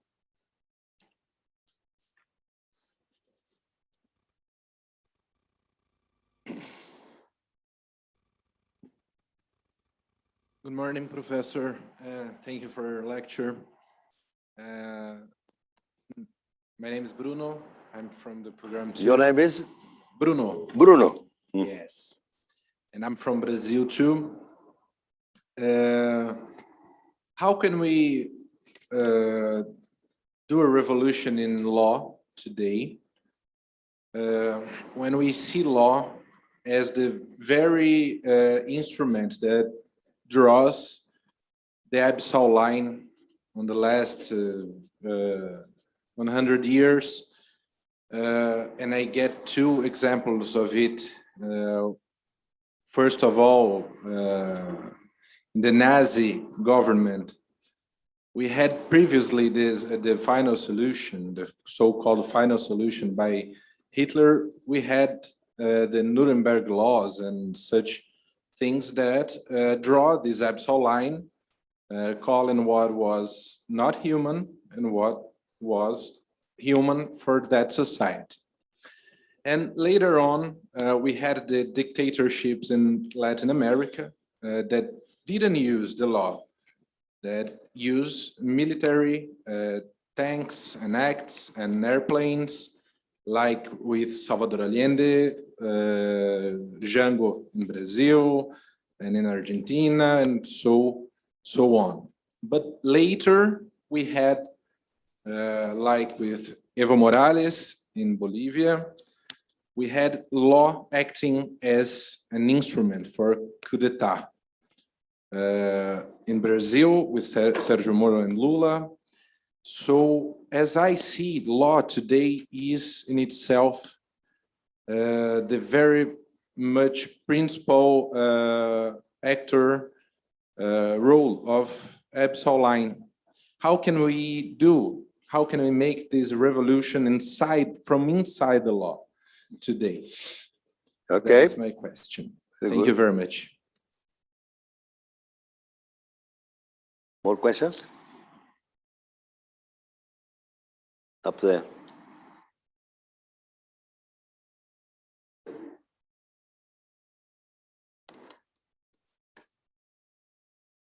Hi, thank you very much for the lecture. What's your name? My name is Flora. Flores? Flora. Florence? Flora. Flora. Flora and fauna. Yeah. So you talked about the knowledge-born struggle, and immediately it came a book from Donna Haraway. They call it Staying with the Trouble, where she does a very interesting analysis of how the human cell was not born of love, but was born of instant conflict. And Well, to the context today that, for example, we environmental social activists will have to live with petrochemical economists and learn how to live together to produce knowledge in that. I'm not following you, Florence. I'm sorry. Probably you are not loud enough. I'm not. Yeah, I speak very, very low. Sorry, I'll try to speak a bit better and repeat. So you mentioned about knowledge born in struggle. Mhm. Right?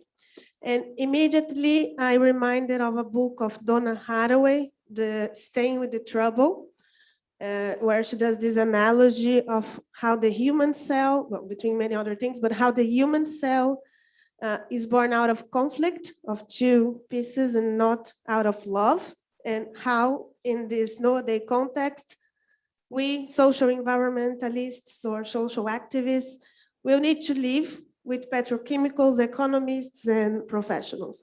And knowledge will be born out of that. So the first part of my question is the idea of knowledge born in struggle similar or opposite to that idea?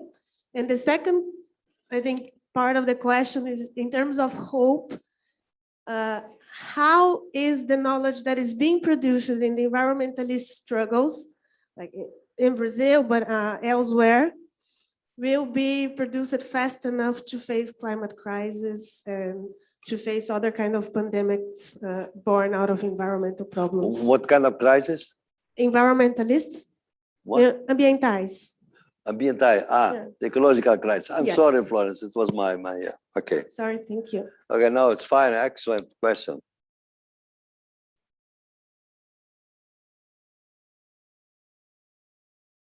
Final question.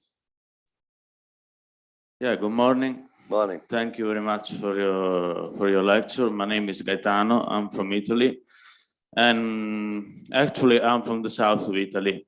And just because of this, your concept of the abyssal line touched me very deeply.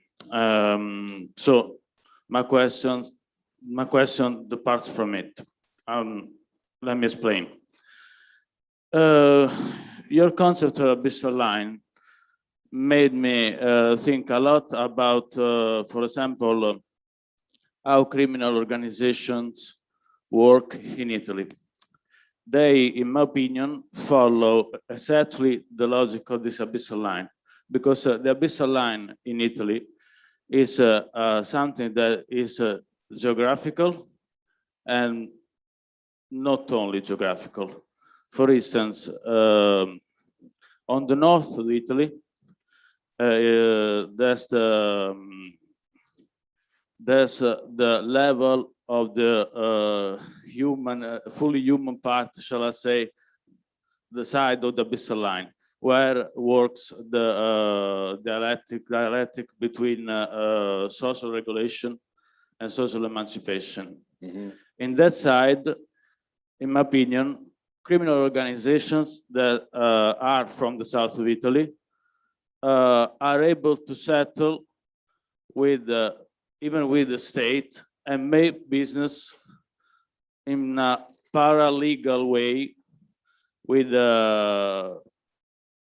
capitalist bank societies, for example, or trades, something like that. But on the south, where, in my opinion, there's the subhuman side of the abyssal line, because that on the south there is appropriation and violence, and exactly there the confrontation between the Italian state, and the criminal organizations is brutal and violent, kills a lot of people on both sides. Mm-hmm. So I just want to know what you think about it. Thank you. Good, excellent. Well, there are three very good questions, and well, Bruno, I think that it's you know, the epistemology of the South. We will see that better probably in March. they are not an epistemology like any other epistemology, because they occupy epistemology. That is to say, they are not separate from the struggle, from the practice, in fact. We do that here, but in fact, we have to be involved in the struggle because we have to be part of it. So it's very difficult to analyze these epistemology as if knowledge could solve everything. It does not. It is social practice and struggle. That's, I think, what is novel in this is really to put the focuses on the struggle, on the messiness of the struggle, on the innovation that struggle brings about very often. But the instruments we have one of the debates in decolonial thinking is that where is the outside? Can we think outside this model? After 500 years of this model, where is the outside? My dear friend Judicial speaks of the transmodernity. That's something that could try to change completely, because it's between modernity, right? Well, I don't know. I think it's very difficult. Even the inside outside is very difficult. That's why also there are no, when we talk about other ways of knowledge, like indigenous knowledge, please don't believe that they are pristine, pure forms of knowledge. Because after 500 years, everything is very hybrid. And we have to know the hybridity relationships. Because the hybridization, like mestiçage, by mestizo, etc., started in a colonial context. But that's not exhaustive. What was the mestizo? It was the product of the colonial rape by a white man over a black woman or an indigenous woman, basically. It was an action of colonialism. But there are appropriations of the mestizaje, of these mestizos, by other people, by the struggle. They assumed that and identified with the struggle.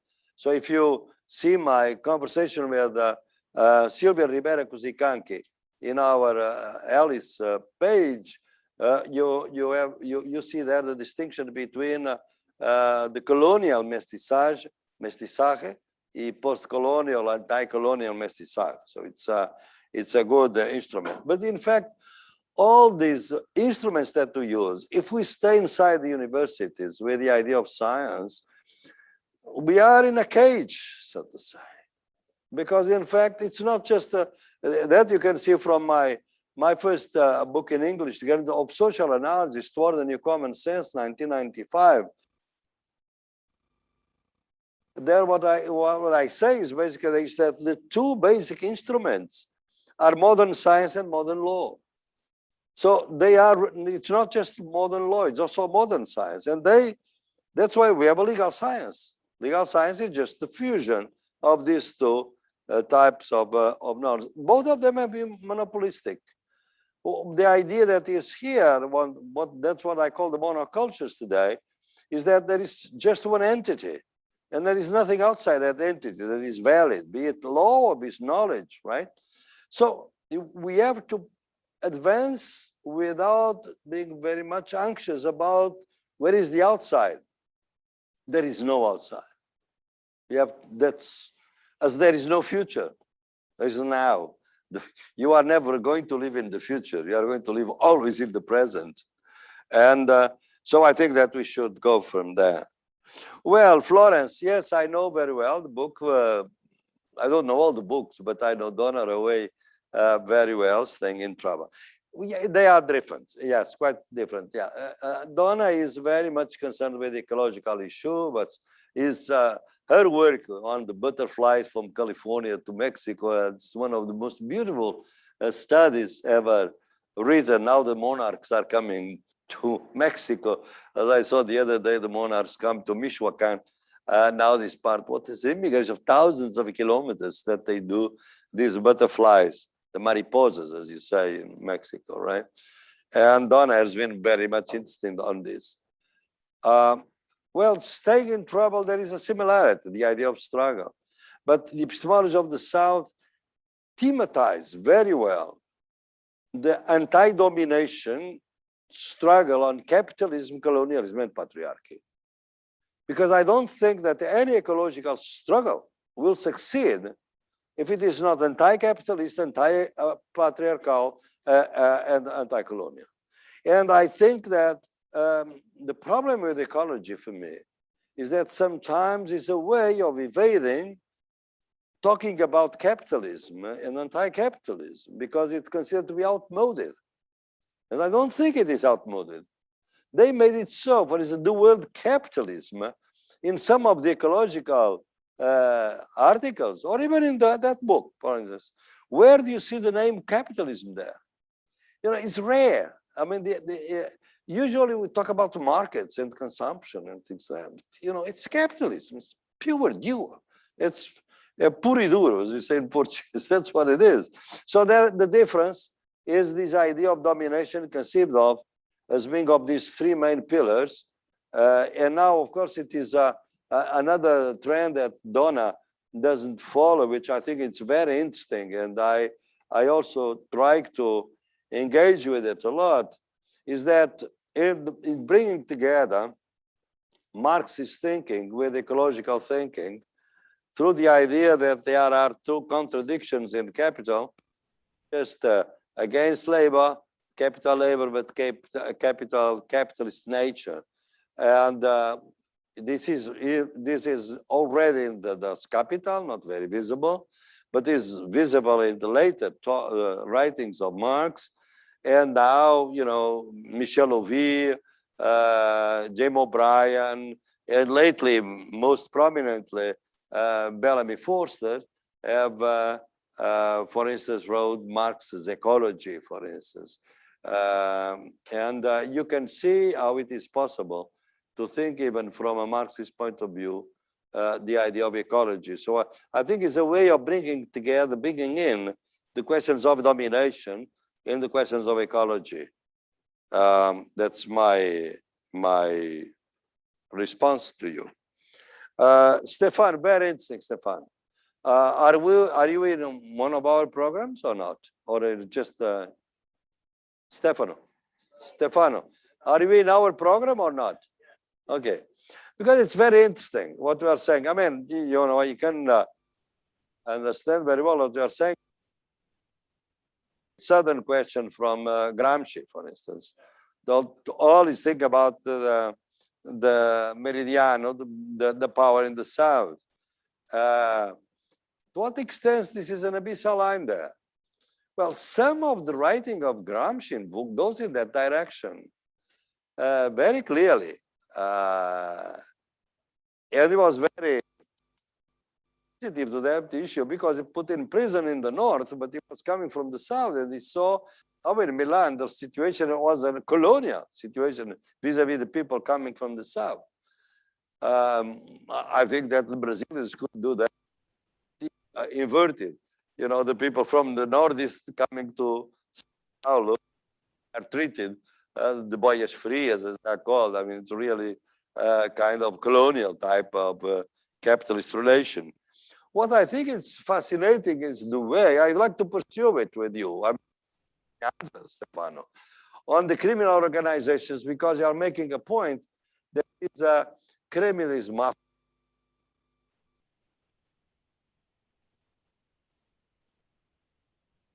In a sense, what we are saying, which is, well, makes me think, basically, is that in the North, they may be a partner in domination, so to say, because they make all types of, because very important point is that regulation emancipation does not entail just legality, maybe illegal. Is the question of the abyssal type of exclusion. That's different.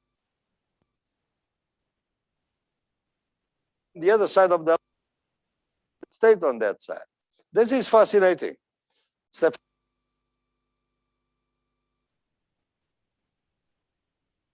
It's very, very interesting. That's what I think our ideas are productive. If you look at all the different concepts that I bring forward, or the three civil societies, social fascists, the monocultures, social absence, emergence, intercultural translation, artisanship of practices, the different technologies. the abyssal line. They are productive in a sense you can work with them to your own realities and bring new ideas.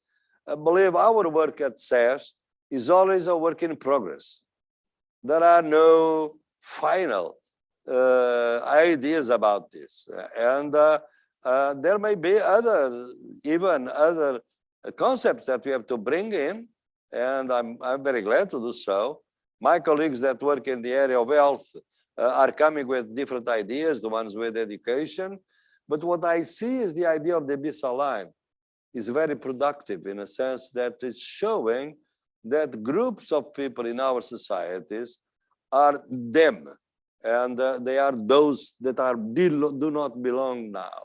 And I think that the rise of the extreme right is precisely emphasizing that. But because the extreme right is not even against social democracy in many countries. There is social and economic rights, but just for us, not for them.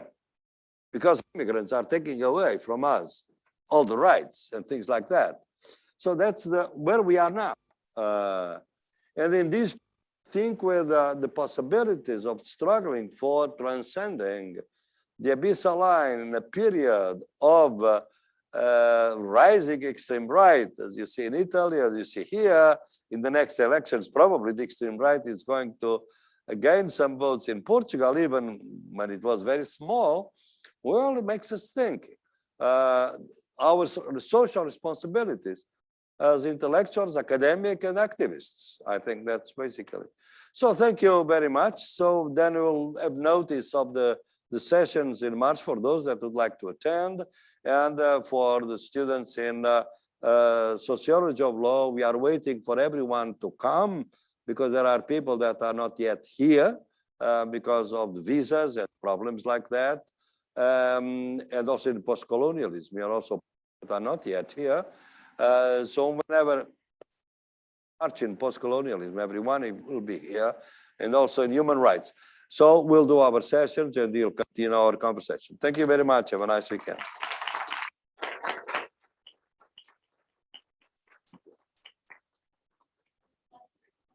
What? Well, if there are questions, I didn't know that there were questions from live stream. Well, please take the mask. Are there questions? Oh.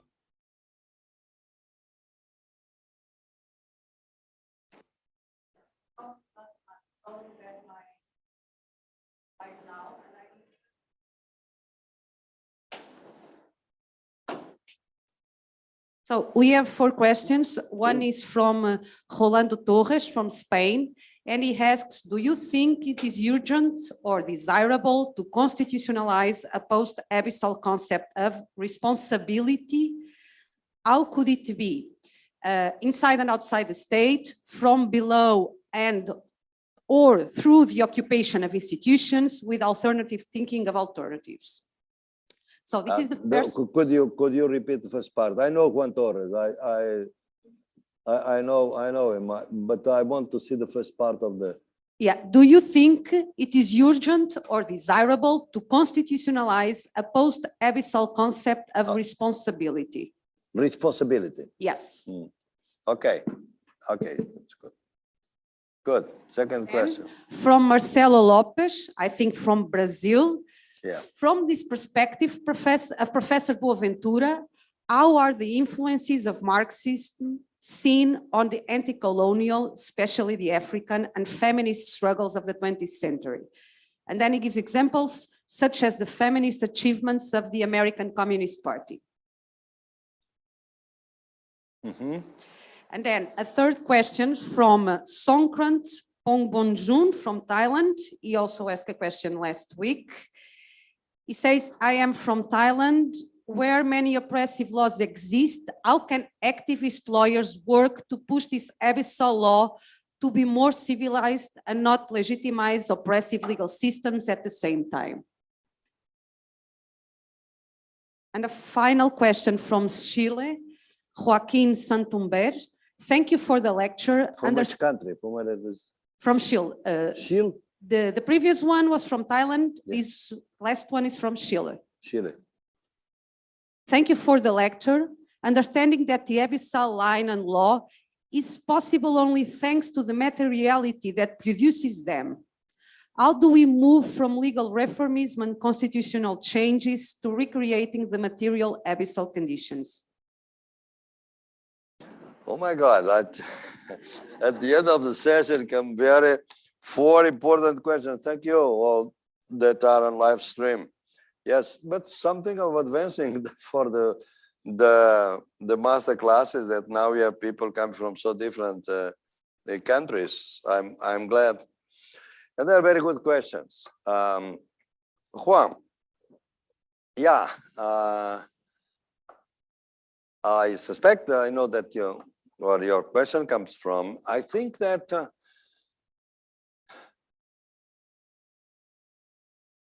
epistemology of the South to begin with are a form of occupation already, right? Because in fact, they are moving from knowledge about to knowledge with. And this requires that you will be in the struggles, that Sarah was announcing something that is going to take place. I mean, it's part of our work. Unfortunately, the universities, that's why we have to decolonize university. It doesn't count of hours of labor if you go to a MANIF outside, because it's not part of our professional, because the university is isolated from social struggles. But this is our attempt to try to discuss this. The problem is how you constitutionalize the outside. Outside the structure, you cannot, I don't think. You cannot. I think the constitutions are about boundaries. The problem is that if they are about boundaries, can we transcend, violate those boundaries? Yes. At which cost? I think it depends on the power of the people that are doing that, and also the means of that. Because for instance, I have my own, that's why I think we have to call for a transition, because the people that don't call for a transition are liars, in my view. For instance, I'm anti-violence, for instance, in my own training. I was, Gandhi was very influential on my own thinking. I mean, could I hold a gun to bring about a revolutionary change? I don't think I will. I could. Possibly. Human nature is flexible. But can I say that other people have the same attitude that I am? Probably not. I have to respect what if I don't like, then I would like to have societies in which the only way to struggle is not killing each other. Because we should find ways of doing this. I think the epistemology of the South, I usually say that intercultural translation is the alternative to war. Because when I look at hate speech, it's really, that's why Facebook is so detrimental to this. And not just that, but all the networks, if they are modeled on business, because if they are Wikipedia, they are revolutionary. But if they want us to consume things, they will always pull out our worst part. Look at the video games today. Are they video games on solidarity? Are video games on collective growth, intercultural translation? Now, the video games that exist are on destruction and lately even self-destruction. So, because it's the business model. Because it brings more money. Look at the new series from South Korea. Try to think what type of youth mentality is there. So I think, Juan, that you cannot constitutionalize. We have to always be considering that there is an outside. And we cannot really allow ourselves to believe that there is no outside. That we have to be constrained because creativity in society is always going beyond.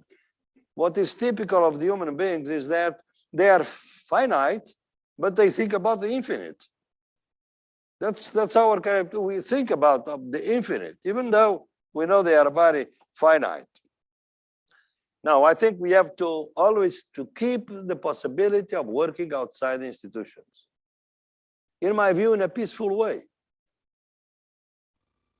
Marcelo, well, there is a long discussion on Marxism and all the other forms of colonialism and patriarchy, which I think goes together. I mean, we have two very good examples. One in North America, in the case of feminism, Silvia Federici, for instance, from a real Marxist background, how she brought the humans issue. And in Argentina, I draw your attention to a rising star in Argentina, a great feminist, and one of the most interesting and intelligent persons in this area is Veronica Gago. If you look at the work of Veronica, you'll see how she can, for instance, her work on informal labor from a feminist perspective, the work that she wrote and published by Pluto Press on the debt from a feminist perspective, written together with Lucy Caballero, also from Argentina, two great activists and two great intellectuals. So I think there are many ways in which this can be done. Well, in terms of colonialism, we have all the black colonialism, Marxism on the margins, all the liberators in Africa. They were the first ones. I mean, from Nkrumah to Nyerere, Lumumba, Thomas Sankara, all these people, they were, they were paying attention to Marxism, but they felt that they need something else, not just Marxism. So they put them because they were living through other conditions. So the best scholars have not abandoned Marxism altogether, but they have scholars, critical scholars, but integrated in other scholars. I'm not saying they are the best, but I think that Marx is very important, as Weber is. I mean, Weber is very important because Weber was much more critical of capitalist society than the American made us to believe. I was a victim. In this new book, I have a chapter, a section, and a long footnote, when I was at Yale studying Max Weber, how the translation of Max Weber done by Talcott Parson destroyed all the anti-capitalism of Max Weber. And you can see, I can go into that, they are the German concepts, the way he translated them. And only much later, when I was not a student anymore, we could say how he was mistreated. It's laughable what they did with Max Weber. And Max Weber, that shortly before he died, said, "But someone that does not read Marx cannot understand the 20th century." I mean, the guy that was supposed to be alternative to Karl Marx said that. So it is really possible, Marcel. It's just we have to go through to be in depth, analyze that. To our friend from Thailand, yes, I think it is possible in different regions. I don't know in Thailand. I know a little bit the scene in Sri Lanka or in India, also in the United States and in Latin America. The radical lawyers, popular lawyers, public interest lawyers organized that really, in fact, they were pushing the abyssal line in the sense that they were doing, and that's I always have to praise that. Don't believe that when I'm very clear about the collectiveness of the struggle and the abyssal line, the resilience of the abyssal line, I'm always in favor of individual actions, collectively organized. I'm not saying that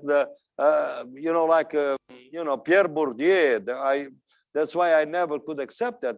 Bourdieu was very much, negligent or even despising most of the individual idealism. I cannot be with that. I don't think when I saw people dying for human rights struggles, I think they were serious. They were not idiots. They were period. There are people that took serious that. And there are examples. For the kids today in Central America, all these Oscar Romero and all the other Jesuits that were assassinated by the military are example for them. And they know that.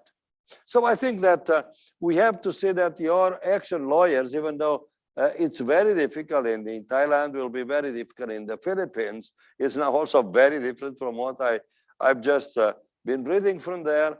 It is necessary we cannot waste experience. If you have law in your country to fight, use that law. You cannot say, well, this is not good enough. I want revolution. Now, you are going one day to be a very conservative if you think like that. No, use law if law is available now. But use law, seeing always that is an instrument among others. Well, in Chile, my friend from Chile, well, I know your question now. You are in Chile under going through a period of constitutional assembly. And there is a debate. In fact, I'm going to be involved in that debate soon. The Mapuches are divided, even though the assembly is presided over by a great leader, indigenous leader, Mapuche. And the right is already there, trying to boycott the Constitutional Assembly. They don't want it to get through. There are divisions there that may put in danger the assembly. But you know, the Constitution is not going to solve anything. It's going to solve something. It's going to solve, for instance, the idea that the Mapuches do not belong to Chile. Because from now on, it will be impossible. I remember 10 years ago being in Chile. So, well, this is the struggle of the Mapuche. That's not, it's not Chilean. It's Mapuche. No, it's Mapuche, it's Chilean. So this is an advance, as it was an advance in Ecuador and in Bolivia. But it's not going to solve the things because, first of all, the right is very active trying to boycott the Constitution, different from what happened in Bolivia. In Ecuador, in Bolivia, they came later after that. In Ecuador, not even there. They were very disarmed at the time.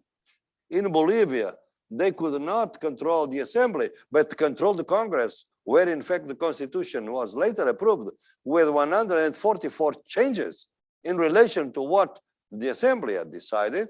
You have that, for you that are here, you have that in a book I published in Ecuador and Bolivia called La Refundación del Estado. It's not available in English, the refoundation of the state. So you can see that. So I think it's a good struggle, the constitutional struggle in Chile. But don't believe it's going to solve and all the problems, because as I said in the last session, constitutions are a piece of paper. So you have to see whether there are forces that are going to struggle to defend it. So thank you, all of you. I'm sorry for this late hour, but I want to think about the questions from live stream. Thank you.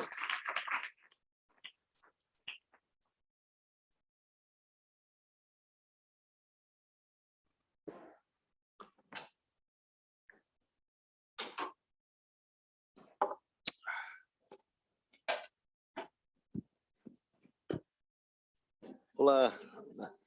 Tu és a Daniela, não é? Isabela. A Isabela. A Gabriela saiu. Ah, eu já está aí. Já foi. Já foi. Eu sou Isabela, eu sou do doutoramento em Cristiane sociologia. Janola. Do direito? Não. Sociologia Geral. geral. Ah, sim, aqui na faculdade. Isso. Eu sou defensora pública também no Ah, muito bem. Hoje não no é falei do Brasil, vosso. no estado do Tocantins. Ah, E que eu venho